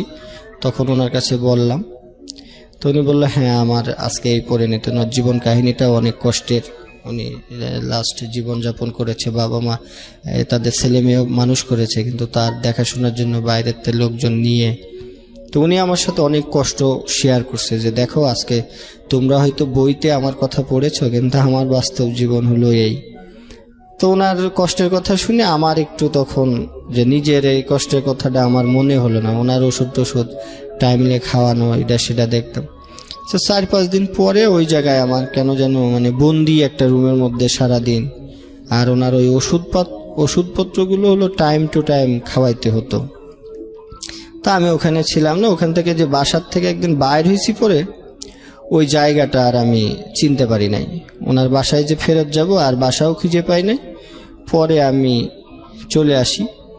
আমি ওখান থেকে হাঁটতে হাঁটতে হাঁটতে হাঁটতে আমি চলে আসলাম হলো নিউ মার্কেট। নিউ মার্কেটে এসে তখন আমার কাছে অনেক টাকা পয়সাও নাই। তো কি করব তখন আমি একটা ওই যে মার্কেটে যে ভাত বিক্রি করে যেসব মহিলারা, ওনাদের সাথে এক মহিলার সাথে কথা বললাম যে খালা এরকম ভাত কত? কয় এত টাকা। আমি কই এরকম মানে আমার কাছে তো টাকা পয়সা নাই। তাহলে তুই আমার কাছে কাজ করলে তোর থাকা খাওয়া আমি দিব। তো ওনার কাছে আমি তখন ওই যে ভাতের মাথায় করে বওয়ার জন্য ওনার কাজ করলাম। তো ভাত বইয়ে বেড়ানো এটা অনেক কষ্টের। মাথার উপরে 10টা 12টা এরকম টিফিনকার বাটি দিয়ে দিত, এটা বইয়ে সেই মার্কেটে তুলতে হতো, নিচতলা দোতলা মানে যেখানে অর্ডার হতো সেখানে দিতাম। জি। তো যাক, হাজার কষ্ট হইলেও সেগুলো আবার এটা বয়ে নিয়ে যাওয়া, আবার এই বাটি নিয়ে যাওয়া, বাটি নিয়ে গিয়ে আবার এগুলো ধোয়া, বাজার সদাই করা, সেগুলো আবার প্রতিদিনই এরকম 17-18 দিন আমি তার কাছে করেছি। এটা আমার নিউ মার্কেটে অনেক জায়গায়। তখন তো সব শহরটাই আমার কাছে অপরিচিত, তখন জানতাম না এটা কোন মার্কেট বা কি। কত সালের গল্প এটা আনুমানিক? এটা হলো 2006 সালে। 2006 সালে, আজ থেকে 12 বছর আগের গল্প। জি। তো তখন হলো ভাত দিতাম। তো একদিন নিয়ে যেতে যেতে ওই ভাত, আমি খুব জ্বর ছিল আমার, তো ভাত নিয়ে যেতে যেতে আমার এটা এখন মনে আছে, ওই যে নীলক্ষেত মোড়টা পার হইতে গিয়ে আমার ভাতের বাটি কয়টা পড়ে গেছিল আর কি। তো খালা এসেও অনেক রাগারাগি করে আমার ওখান থেকে বাইর করে দেয়। তো তখন উনি আমার কোন টাকা পয়সাও দেয় নাই। তো আমার কাছে হয়তো কিছু 7-8 টাকা মতো এরকম, কম বেশি এরকম কিছু একটা টাকা আমার কাছে ছিল।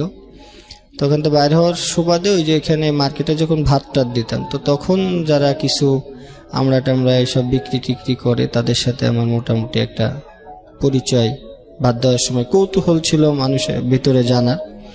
তো তখন আমি তাদের সাথে কথাবার্তা বলতাম। তো ওখানে একটা ছেলের কাছ থেকে একটা আমড়া কিনলাম, কেনার পরে আমি কই এরকম এরকম, আমি তো এই কাজটা করতাম, কাজটা তো চলে গেছে। আমি তো ওই কাজটা করার পরে ওই খালা বাইর করে দেওয়ার পরে আমার তখন আর টাকা পয়সা ছিল না। প্রায় 3 দিন আমি হলো মানে শুধু পানি খেয়ে খেয়ে, ওই যে এখানে এখন চন্ডিমা মার্কেটটা আছে আর কি, ওই পাশে একটা আছে গোলচক্কর, ওখানে ওই অজু করতাম, অজু করতে গিয়ে শুধু পানি খাইতাম, পানি খেয়ে মসজিদে নামাজ পড়তাম। তার খুব কান্নাকাটি করতাম, হয়তো কোথা থেকে যেন আমার সবকিছু হারিয়ে গেল। তখন শুধু মানে ছিল যে আমি কোনো একটা পরিচিত মানুষ যদি আমি পাইতাম, হয়তো তারা হয়তো আমাকে সহযোগিতা করবে। ওই সময় কি পড়াশোনা স্টপ করে দিলেন? হ্যাঁ, তখন তো পড়াশোনা এসএসসি পরের ঘটনা। হ্যাঁ, এসএসসি পরে। তখনও রেজাল্ট হয়নি? না, রেজাল্ট হয়ে গেছে। এসএসসি তো তখন শেষ করেই আমি ঢাকাতে আসছি। আচ্ছা আচ্ছা আচ্ছা। তো তখন হলো ওখানে 3 দিন আমি প্রায় পানি খেয়ে খেয়ে আমি জীবনযাপন করছি। আর তখন এই 3 দিন আমি পানি খেয়ে থাকি, আর প্রচন্ড ক্ষুধার্ত অবস্থায় পানি খাইলে অনেক বেশি কষ্ট লাগে, পেটের ভিতরে ব্যথা করে। তখন আমি ওই এখানে যে ওই খালার কাছ থেকে চলে আসার পরে যখন 3 দিন, তখন আমি চন্দ্রিমা সুপার মার্কেটে সিঁড়ির নিচ দিয়ে ওই তখন বুটিক্সের কাজ করতো, বড় বড় টেবিল থাকতো। জি। তো আমি সন্ধ্যার আগে কি করতাম, যে ওই টেবিলের নিচে ঢুকে থাকতাম, যে আমার ঘুমানোর একটা জায়গা আর কি। ওই টেবিলের নিচে বড় বড় পর্দা দেওয়া থাকে, ওখানে কেউ দেখতো না। তো ওখান থেকে আর বার হইতাম না।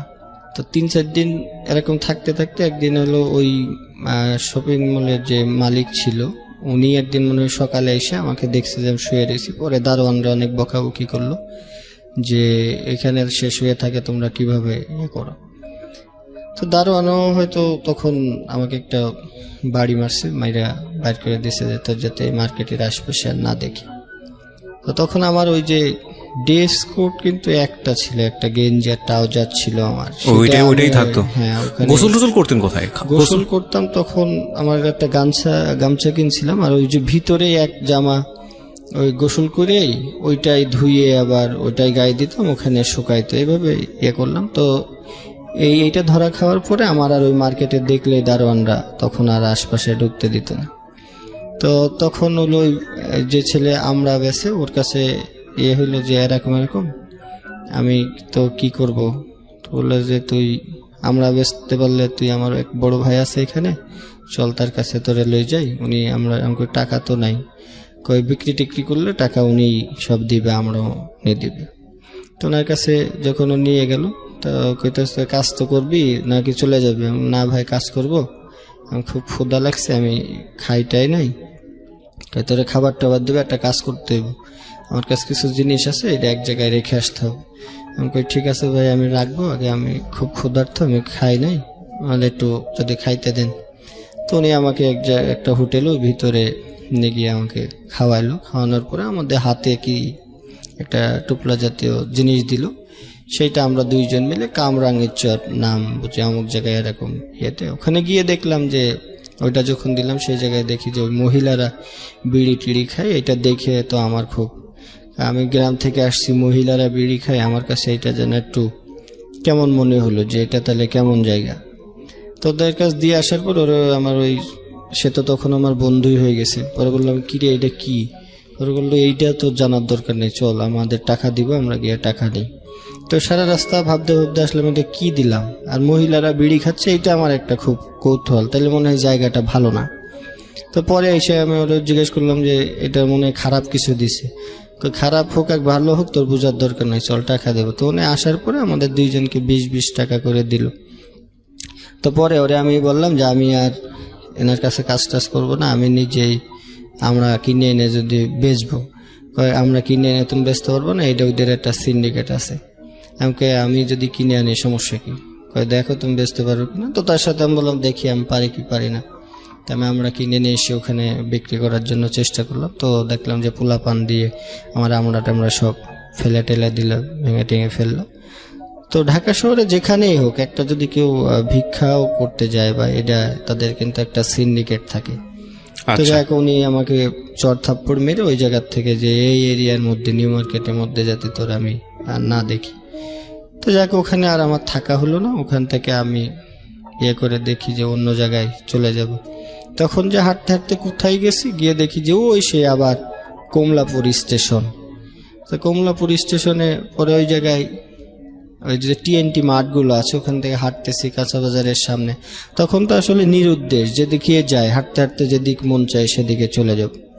তো ওখানে গিয়ে ওই জায়গায় তো অনেকগুলো আবাসিক হোটেল আছে। তখন আমি বললাম যে হোটেলে যে একটা কাজের সুযোগ থাকে, এইটা তো আমার একটু অভিজ্ঞতা আছে, কারণ আমি আগে একটা করেছি। তো ওখানে হোটেল আল বেলাল নামে একটা হোটেল আছে একদম TNT মাঠের সামনে। তো ওখানে গিয়ে আমি বললাম ম্যানেজারে যে ভাই আমার কি কাজ দেওয়া যাবে? না, অনেক জায়গায় ঘোরাঘুরির পরে ওখানে 7-8টা হোটেল ঘোরার পরে হোটেল আল বেলাল মানে মালিকটা বসা ছিল সন্ধ্যার পরে। তা আমি যাওয়ার পরে তো আমার পোশাক পরিচ্ছদ তো বেশি একটা ভালো না। তো বললো যে আমি লেখাপড়ার জন্য আমি কিছু জানি। তো উনি একটা ছোট দিল যে এটা পড়ো। তো পড়লাম। আচ্ছা ঠিক আছে, তুমি তো এখানে তো হোটেলে তো কাজের টাকা বেশি না। আর স্যার আমার শুধু থাকা খাওয়া হইলেই হবে, আমার টাকা লাগবে না। তো উনি বললো যে ওরা একটা কাজ করো, ওর তো আছে, লেখাপড়া কম বেশি জানে, ওরা আমাদের অফিসে পিয়ন হিসেবে রাখো। তো পিয়ন হিসেবে রাখলাম। তো প্রতিদিনই ওই একটা ড্রেস পরি, রুমের মধ্যে ওইটাই ধুই, ওইটাই গায়ে দিতে। মালিক করে যে কি তোমার ড্রেস নাই? বললাম যে না, আমার ড্রেস নাই। তো যাই হোক, ওখানে ওই যে অনেক দিন কাজ করেছি, অনেক গেস্ট আসতো, তাদের মানে মন জোগায় চলতাম। তো অনেকেই কম বেশি সহযোগিতা করতো। ইন দ্য মিন টাইম বাড়ির সঙ্গে কোনো যোগাযোগ নেই? না, এর মধ্যে বাড়ির ইচ্ছা হয়নি বাড়িতে যাওয়ার? তখন আমি ইচ্ছা বলতে কি, আমার সারা দিনই খুব কষ্ট, খাওয়া দাওয়া থাকা। যখন ওগুলো নিউ মার্কেটে ছিলাম ওই যে এর ভিতরে, তখন প্রচুর মশা, এমনিতেই ড্রেস নাই। আর যে মশার মানে সারা সকালবেলা উঠে দেখতাম যে প্রচন্ড গা হাত পা জলে, মশায় এই পরিমাণ করছে। আর নিচে তো খুব অন্ধকার ছিল। তখন তো আমি ওখানে পলাই থাকতাম আর কি, শুধু একটু ঘুমানোর জন্য। বাইরে ঘুমাইলো, ওই যে বাইর করে দেয়, এটা বাইর করে দেয়, বৃষ্টি হয়। তো মনে হয়নি যে এই যন্ত্রণা সহ্য করার চাইতে অন্তত বাড়িতে গিয়ে তো একটু ঘুমাইতে পারবো? ওই যে একটা জিদ ছিল যে বাবা মা তখন করে নাই, আমার কপালে মনে হয় এই কষ্টটাই লেখা আছে। আর বাসার কথা যে ভাববো, ওই যে বাইর হয়ে চলে আসার পরে মানে সারাদিন দৈনন্দিন কষ্টের কথাই বলতে পারি না। আর পিছন নিয়ে মানে একটু পরে আমার প্রচন্ড ক্ষুধা, আমি এই খাবারের সন্ধানে ঘুরতেছি, পরে কি করতে হবে এই চিন্তা অনেক পরে। মানে 1 ঘন্টা পরে আমার লাইফে কি হবে সেটা নিয়ে আমি চিন্তিত, সুতরাং ওইখানে আর বাড়ি নিয়ে চিন্তা। তখন এই ধরনের কোনো চিন্তা ভাবনা নাই। তখন মনে হতো যে কোথাও একটা জায়গায় করব। তো ওখানে চাকরি করার পরে ওই খাবার দাবার, কিন্তু আবাসিক হোটেলগুলোতে খাবারের কোনো সিস্টেম থাকে না। তো যখন ম্যানেজার ছিল, তুমি কি খাওয়া দাওয়া করো না? আমি বললাম যে আমার কাছে টাকা নাই, এটা তো মাস শেষ হইলে বেতন পাবো। আর তখন ওই যারা পুরান যারা ছিল, তারা ওই গেস্টের টিপস যে নিতে হয় বা করতে হয়, শহরে তো একটু বেশি দেয়। তো বেশি দিলে খাবার থেকে, আমি তো ওই টাকাটা শুধু জমাইতাম। সন্ধ্যার পরে হিসাব করতাম যে একবারে খাইলে যাতে আমার কালকে খাইতে না হয়। তো রাত্রেবেলা আমি একবারে খাবার খাইতাম। আর সারাদিনেও তখন আমার ইনকামও বেশি হতো না। যারা পুরান ছিল ওরা টিপস বেশি পাইতো, ওরা চাইতো। আমি কখনো কারো কাছে ওইভাবে চেতে পারতাম না, কেমন যেন একটু ভেতরে লাগতো। আর অভিজ্ঞতাও ছিল না। তো প্রতিদিন রাত্রেবেলা একবার খাইতাম, ওই একবার খেয়েই আমি সারাদিন কাটাইতাম। তো কিছু কিছু টাকা আমি জমাইতাম। তখন মনে হলো যে আমার পড়ালেখা করতে হবে। এটা হলো প্রায় 6 মাস চলে গেল। তো আশপাশে ওই যখনই ছুটি পেতাম, রাত্রেবেলা আমার ডিউটি নিতাম সবসময় রাতে। সবাই দিনে ডিউটি করার চেষ্টা করে, আর আমি বলতাম যে আমার ডিউটিটা রাতে দেন। তো রাতে ডিউটি করতাম ওই 7টা পর্যন্ত, ওই হোটেল সার্ভিসে কাজ করতাম। সকাল 7টা-8টার পরে সবাই আসার পর আমার ছুটি দিত।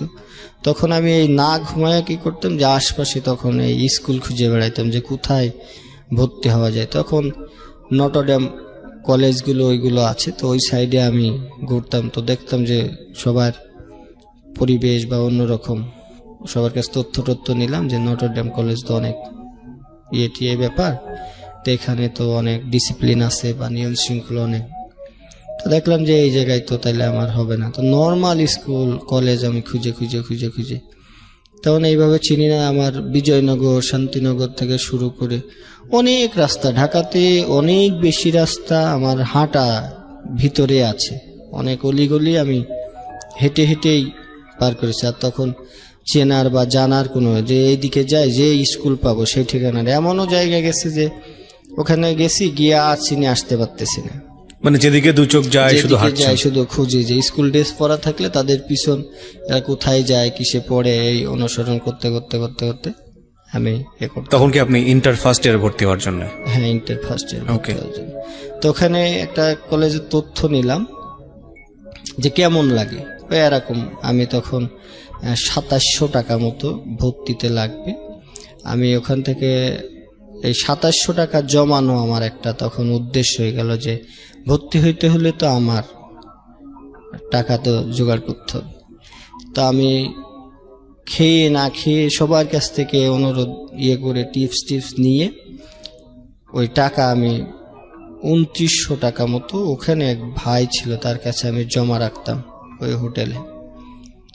তো ভর্তি কনফার্ম করছি আমি হলো ঢাকা কমার্শিয়াল কলেজ ধানমন্ডি এই জায়গায়। ওকে। এই চতুর সাইড ঘুরে আমি এখানেই দেখছি একটা কম, আবার ওই স্কুলটা দেখলাম যে একটা বাগান টাগার মতো, তো সরকারি, তাইলে তো অনেক সুযোগ সুবিধা পাবো। তো তখন আমি কমার্সের ব্যাকগ্রাউন্ডে ছিলাম, আবার এটা কমার্শিয়াল কলেজ ছিল। তো ওখানে গিয়ে তথ্য নিলাম যে 2700 টাকা লাগবে। আমি খুব খুশি যে এই টাকা তো আমার কাছে আছে, আমি এখানে ভর্তি হইতে পারবো। স্কুলটা তত জাঁকজমক, কলেজটা তত জাঁকজমক দেখলাম না, বললাম যে তাইলে মনে হয় এখানে আমার একটু সুযোগ হবে। তো দারোয়ানের কাছ থেকে আমি সব তথ্য নিলাম কেমনে কি করণ যায়। তো ফর্মও আমি কিনে নিয়ে গেলাম, গিয়ে খুব খুশি ওই হোটেলে ফেরত গেলাম, ভর্তি ফর্ম, হ্যাঁ ভর্তি ফর্ম নিয়ে গেলাম। তো ওখানে খুব আনন্দ লাগে যে আমি ভর্তি হব। ভর্তি হয়ে ওখানে যাওয়ার পরে সেই যে ভাইয়ের কাছ থেকে আমি টাকাটা জমা রাখছিলাম, গিয়ে দেখি উনি ওখান থেকে টাকা পয়সা নিয়ে চলে গেছে চাকরি বাকরি ছেড়ে। তো ওই ভাইয়ের অনেক খুঁজে বেড়াইছি যে ভাই আমার টাকাটা লাগবে। ম্যানেজারে বললাম যে ভাই এরকম আমি তো ওনার কাছে টাকা রাখছিলাম। তো যাক, ওনাকে আমি আর খুঁজে পাই নাই। তো সেইবারও আমার আর টাকার জোগাড় হয় নাই, ওই বছরও আমার ড্রপ আউট আছে। শুধু এইটুকুর জন্য আপনার এই একটা বছর ড্রপ আউট। তো পরে ওই জায়গায় আর ওই ওনার যে জীবন গল্প, প্রিয় শ্রোতা, এটা উনি বলে যাচ্ছেন ধারাবাহিকভাবে, কিন্তু আপনারা যদি অনুভব করতে পারেন একটা রাতের কষ্ট, একটা মোমেন্টের কষ্ট, একটা দিনের কষ্ট, তাহলে ওনার জীবন গল্প দিয়ে একটা সিনেমা বানানো সম্ভব। It's a story, unbelievable story. এই জন্যই আমরা বলি জীবন নাটকের চেয়েও নাটকীয়। যখন টাকাটা নিয়ে গেল তখন আমি অনেক ওই ম্যানেজারকে বললাম যে ভাই এরকম, ওনার কাছ থেকে তো আমি টাকা জমা রাখছি। তো ম্যানেজার বললো দেখো এগুলো তো তোমাদের মতো আসে যায়, ওর হিসাবে চাকরি ছেড়ে চলে গেছে। তো অনেক জায়গায় তার যা পরিচয় ছিল ওই আশপাশে আমি মনে করলাম যে সে হয়তো হোটেলে কাজ টাজ করবে। তো অনেক জায়গায় খুঁজলাম, তো পেলাম না। এদিকে ভর্তির সময়ও পার হয়ে গেল। তো মনের কষ্টে ওই হোটেলের ওইদিকে কাজটা ছেড়ে দিয়ে যে আমার তাহলে তো আর কোথায় ডেট আছে দেখলাম যে তখন সবগুলোই ডেট 2-5 দিনের মধ্যে সবগুলো কলেজেরই ভর্তির সময় শেষ হয়ে যাবে। তো যাক, সে বছর আমার আর ভর্তি হতে পারলাম না, টাকাও আর জোগাড় করতে পারিনি।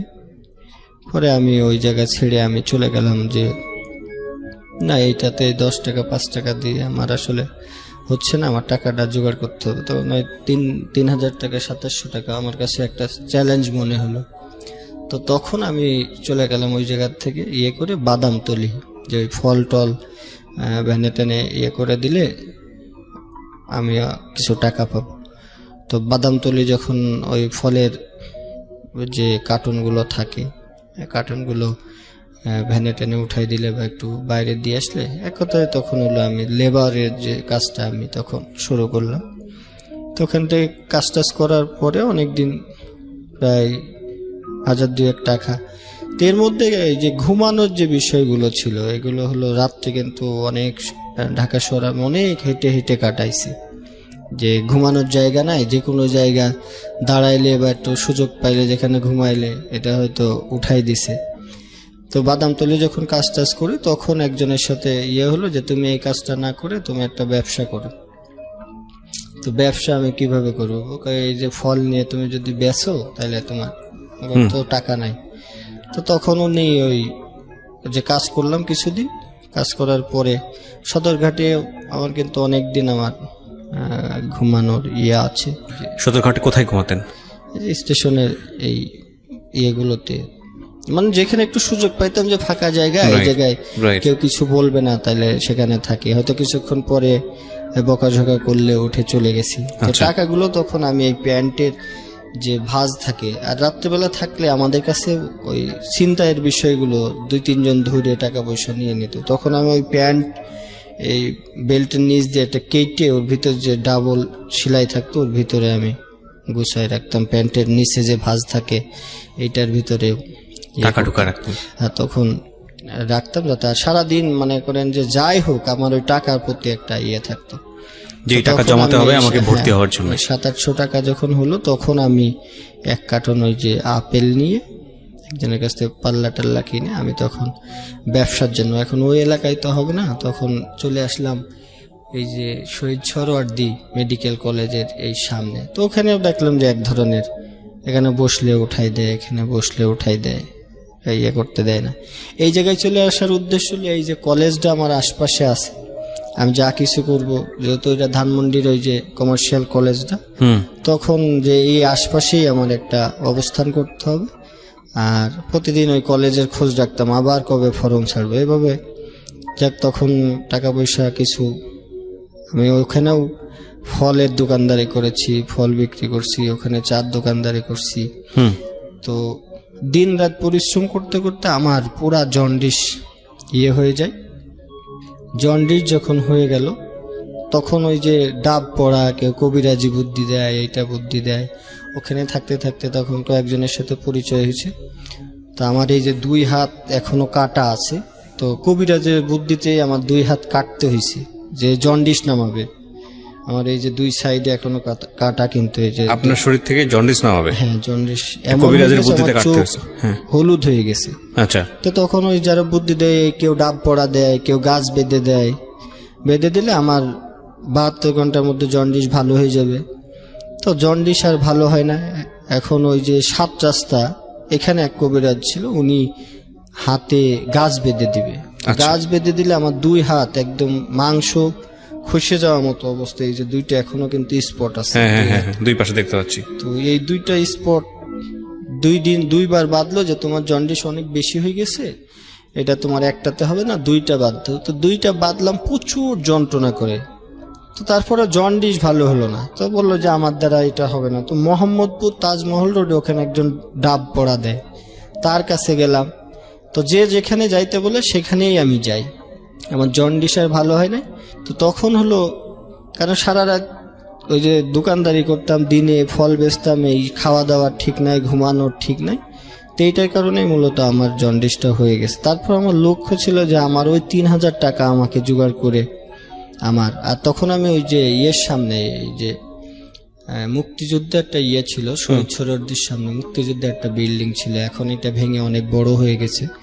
ওইটার পাশেই আমি কিছুদিন একটা বক্স মতো করে কাঠ দিয়ে একটা বড় 3-4 হাত জায়গা মতো নিয়ে, তো যাই তখন আমার কিছু টাকা হয়েছিল, তো একটা বক্স মতো করে ওই ফল টল যে রাখতাম, আর ভিতরে কাউকে জানাইতে দিতাম না, রাত্রেবেলা চুপ করে ওই বক্সের ভিতরে গিয়ে আমি ঘুমাই থাকতাম। তো এখানে ঝড় বৃষ্টি যাই হোক, উপরে তিরপল দেওয়া আমার, তো ওখানে ফলের ব্যবসা করতাম। তো কিছুদিন ওই যখন একটা দোকান দিলাম তখন জায়গাটা আবার মানুষের নজরে পড়লো, তখন এই দখল নিয়ে নেয়, ও দখল নিয়ে নেয়, মুক্তিযোদ্ধার এখান থেকে পোলাপান এসে যে দোকানকে চালায়, এটা টাকা দিতে হবে এরকম। তো আমি বললাম যে ভাই এরকম আমি তো করি না, এখানে দোকান করতে হলে টাকা দিতে হবে। তখন একটা নির্ধারিত ছিল যে এই টাকাটা, তাও আমি দিয়েছি। তো কিছুদিন পরে ওইগুলো পুলিশে ভেঙে টেঙে দিল। তা আমার সব চালানটা যেটা গুছাইছিলাম তখন ওই দোকানটার মধ্যে সব ছিল। তো পুলিশে ভেঙে দিল, ফলটল ওখান থেকে নিয়ে চলে গেল। তখন আবার আমি শূন্য হয়ে গেলাম।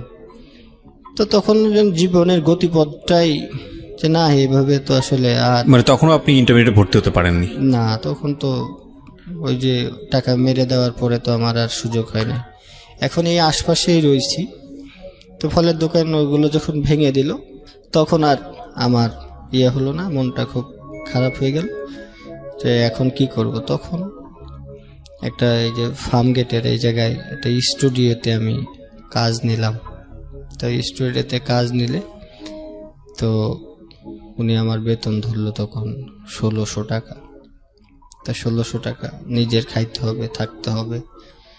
তো তারপরেও যেহেতু এখন আর পুঁজিপাটটা নাই, তো কি করব। তখন ওই সাইডে খুব কমের মধ্যে একটা সিট ভাড়া নিলাম।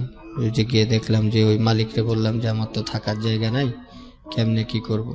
বললো তুমি এই যে এই এলাকা পানে যাও, এই এলাকায় গেলে সিট ভাড়া পাবা। তো সব সিট ভাড়া দেখি বেশি বেশি বেশি। তো তখন ওই গার্মেন্টসে যেসব ছেলে মেয়েরা থাকে তাদের সাথেই এটা একটা সিট নিলাম, 300 টাকা ভাড়া। জি। 300 টাকা না 280 টাকা যেন একটা রুমের সিট ভাড়া। তো ওখানে থাকি, এই জায়গাতে কাজ করি। তো ওখানে তখন কম্পিউটার ওনারা সবাই ইউজ করে। আমার তো অফিসে তখন আমি ওই অফিসে যা সার্ভিসম্যান হিসাবে কাজ করছি। তো তখন কম্পিউটারটার প্রতি আমার খুব নেশা, যারা কি করে না করে আমার একটু দেখতে। তো ওখানে কাজ করি আর ওখানে গিয়ে থাকি। এই খাওয়া দাওয়ার বিষয়টা কিন্তু দীর্ঘদিনই আমার রয়েছে। তো এক সপ্তাহ যাইতে না যাইতে মানে বিকাল হইলে আমার খুব কষ্ট লাগতো, মানে ক্ষুধায়। যে তখন মালিককে বলতাম যে আঙ্কেল নাস্তা আনবেন না, নাস্তা আনবেন না। তো মালিক একদিন অনেক চিল্লাছিল, এই নাস্তার সময় হইলে নাস্তা, তোমার কারো কোনো মাথা ব্যথা নেই, তুমি নাস্তার বেলায় চিল্লাচিল্লি করো। আমি আর কোনোদিন ওনার কাছে নাস্তার পানির কথা বলতাম না। তো সারাদিন তো ওই জায়গায় গিয়ে থাকি। তো ওখানে যে রান্না হতো মেসে, আমি বলতাম যে না, আমি মেসে খাবো না, আমি বাইরে খাবো। তো ওই সিট ভাড়া দিতাম, কিন্তু খাওয়ার বিষয়টা আমার অনিশ্চিত ছিল। হয়তো কলা রুটি খেয়ে আমি দিন কাটাচ্ছি। তো একদিন হলো কম্পিউটার ধরছিলাম। তো কম্পিউটার ধরার পরে যে আন্দাজে ক্লিক করতে করতে ওই যে ডেস্কটপের যে আইকনগুলো থাকে, ওইটা আইকন হিডেন যে অপশনটা রয়েছে, ওই অপশনটাই ক্লিক হয়ে গেছে। দিয়ে এখন আর ডেস্কটপে কিছু দেখা যাচ্ছে না। আমি তো ভয়তে অনেক শেষ। ওখানে যে কম্পিউটার অপারেটর ছিল ওই ভাইরে কইতেছে যে ভাই এরকম এরকম। আমি তো কম্পিউটারে হাত দিছিলাম, এখন কি জানো কিছু লেখা টেখা নাই। তো উনি একটা সুযোগ নিল, কয়েকদিন তুমি কম্পিউটার তো নষ্ট করে লইছো, ভাইরাস ধরছে, তুই হ্যান করছস ত্যান করছস। তা আমি ওনার পা ধরছি যে ভাই আপনি মালিকটা বললেন না, আমার চাকরিটা খুব না, এটা তো অনেক ঝামেলা আছে, ভাইরাসে সব খেয়াল হয়েছে, এগুলো আনতে হইলে তো খরচ আছে। ভাই আমি বেতন পাইলে আপনারে আমি সব দিয়ে দিম, কয় টাকা লাগে বলেন। এইটা প্রায় 300 টাকা লাগবে। ভাই আমি বেতন পাইলে, না বেতন পাইলে এখন কালকেই তো এগুলো ঠিক করতে হবে, কাজ করবো কেমনে। তো ওই যে ফটোশপের আইকনগুলো যেগুলো থাকে, ওই যে ক্লিক করলে এখন তো বুঝি, তো ওই আইকনগুলো জাস্ট হিডেন রয়েছে, আর একটা রিফ্রেশ দিলে হয়তো চলে আসতো। তখন তো আর এটা জানতাম না। তো বললো যে তুই আর কোন দিন কম্পিউটার ধরবি? আমি না ভাই ধরবো না, এবার মতো মাফ করে দেন। ঠিক আছে, আমি 300 টাকা দিচ্ছি, দিয়ে এটা ঠিক করে আনতেছি, তুই মালিকের কাছ থেকে টাকা নিয়ে আমার আজকে কালকের মধ্যে। তো মালিকেরকে অনেক রিকোয়েস্ট করে যে আঙ্কেল আমার 300 টাকা লাগবে। তো ভাই তুমি কাজ করছো কয়দিন, টাকা তো এইভাবে অ্যাডভান্স দেওয়া যাবে না। তো মালিকও দেয় না, ওনারাও বলি যে ভাই আপনি একটু, আমি তো টাকা দিয়ে কম্পিউটার ঠিক করছি। তো উনি যা কি ঠিক করে আর একজনকে ডাক দিল। এটাই তো বন্ধুরে অন্য কাজের জন্য ডাক দিছে, কিন্তু আমারে বলছে যে এটা ঠিক করার জন্য ডাক দিছে। তো উনি আমার কাছ থেকে 300 টাকা ওই সময়, আমি 17-18 দিন পরে যখন টাকা পাই ওনাকে দিছি। দেওয়ার পরে আর আমি কোনোদিন কম্পিউটার ধরি নাই। তো তখন আমার মনে হলো যে এই কম্পিউটারটা আমার শিখতে হবে। তো এখন 9টায় আমার ডিউটি হয় ওই স্টুডিওতে। আর এদিকে স্টুডিও উনি মাঝে মাঝে ভিডিও করতে পাঠায়, এইটা করতে পাঠায়। তো ডিউটি ছিল সকাল 9টার থেকে রাত্র 10টা পর্যন্ত দোকান খোলা থাকবে। এরপরেও আমার উনি 10টা 11টা পর্যন্ত আমাকে খাটাইছে। তো খাটানোর পরে তখনও কিছু মনে করি নাই। তখন মনে হতো যে কম্পিউটারটা জানলে ওই যে অপারেটর ভাইয়ের যে বেতন, তখন ওই অপারেটরের বেতন ছিল মানে 2800 টাকা, 2800 বা 3200। আমি যদি শিখতে পারতাম, ওই অপারেটরে কত রেসপেক্ট করে মালিক, তার যা বলে তাই শুনে। আর আমার তখন মনের মধ্যে আমার খুব কষ্ট যে কম্পিউটারটা যদি আমি জানতাম, তো ওনার কাছে জানতে চাইতাম যে ভাই এটা কি দিয়ে কাজ করেন, কেমনে করেন। তো উনি এগুলো শিখাইতে চাইতো না। তাই এগুলো বহুত কঠিন কাজ, আমরা এটার ইঞ্জিনিয়ার ইডা সিডা বলে আমাকে দাবায় রাখতো যে এটা করো ওইটা করো। আমরা মূলত অফিসে এখন যেগুলো করি, যে পিয়ন টিয়ন বা যারা সহকারী থাকে, তাদেরকে যারা ভালো এক্সপার্ট আছে এরা সহজেই এখনো আমাদের ভিতরে এই কাজগুলো করে, যে সে শিখে গেলে হয়তো আমার কদর কমে যাবে। কিন্তু আসলে আমি জানি না এগুলো কতটুকু সত্য। তো ওনারা যখন কাজ করতো মনে হতো কম্পিউটারটা কি যেন একটা জিনিস, তারা আমাকে ধরতেই দেয় না, আশপাশে আসতেই দেয় না। যদি একদিন কম্পিউটার অনটাও আমাকে করতে বলছে, তা আমার সে খুশি মনে হয় আর পৃথিবীতে কেউ হয়নি, যে আজকে কম্পিউটারটা তো অন্তত আমি অন করতে পারছি। তো তখন করলাম যে ওই ডিউটি শেষে ছুটি, তখন মানুষ যখন খুব বেশি অসহায় হয় তখন সমাজের সব মানুষই সুযোগ নেয়। ওনাদের সপ্তাহে একদিন ছুটি আছে, কিন্তু আমি 30 দিনই আমাকে ডিউটি করতে হয়, 30 দিনই ডিউটি করতে হয়। এরকম 3-4 মাস ওখানে ডিউটি করার পরে আমি কিছু টাকা ওখানে জমানোর পরে যে ওই জায়গাতে আমি আর চাকরি করব না। তো তখন আমি এই ফার্মগেট এই এরিয়া ছেড়ে চলে গেলাম মিরপুর 10-এ। মিরপুরে কাজ করার পরে ওখানে আমার কিছু প্রমোশন হলো, যে আমি যেহেতু একটা স্টুডিওতে কাজ করেছি, ওই জায়গায় আমি মিরপুর ডিজিটাল কালার ল্যাব ওইটার নাম। তো ওখানে আমি কাজ যখন জয়েন করলাম, যে স্টুডিওর কোনো কাজই তো আমি পারি না, ছবি টবিগুলো তুলতে পারি, এগুলো একটু ভালো আমার জানা আছে।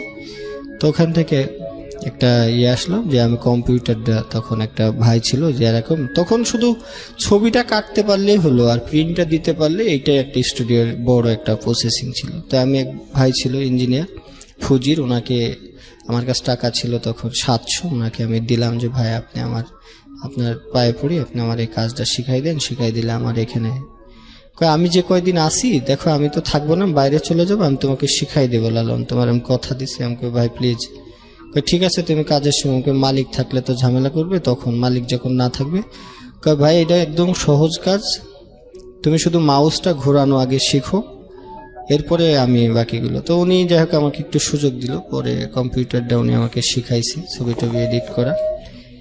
এরপরেই যাই হোক আমি একটু তখনই হলো সমাজে একটু দাঁড়াইলাম, তখন আমি ওই জায়গায় বেতন পাই।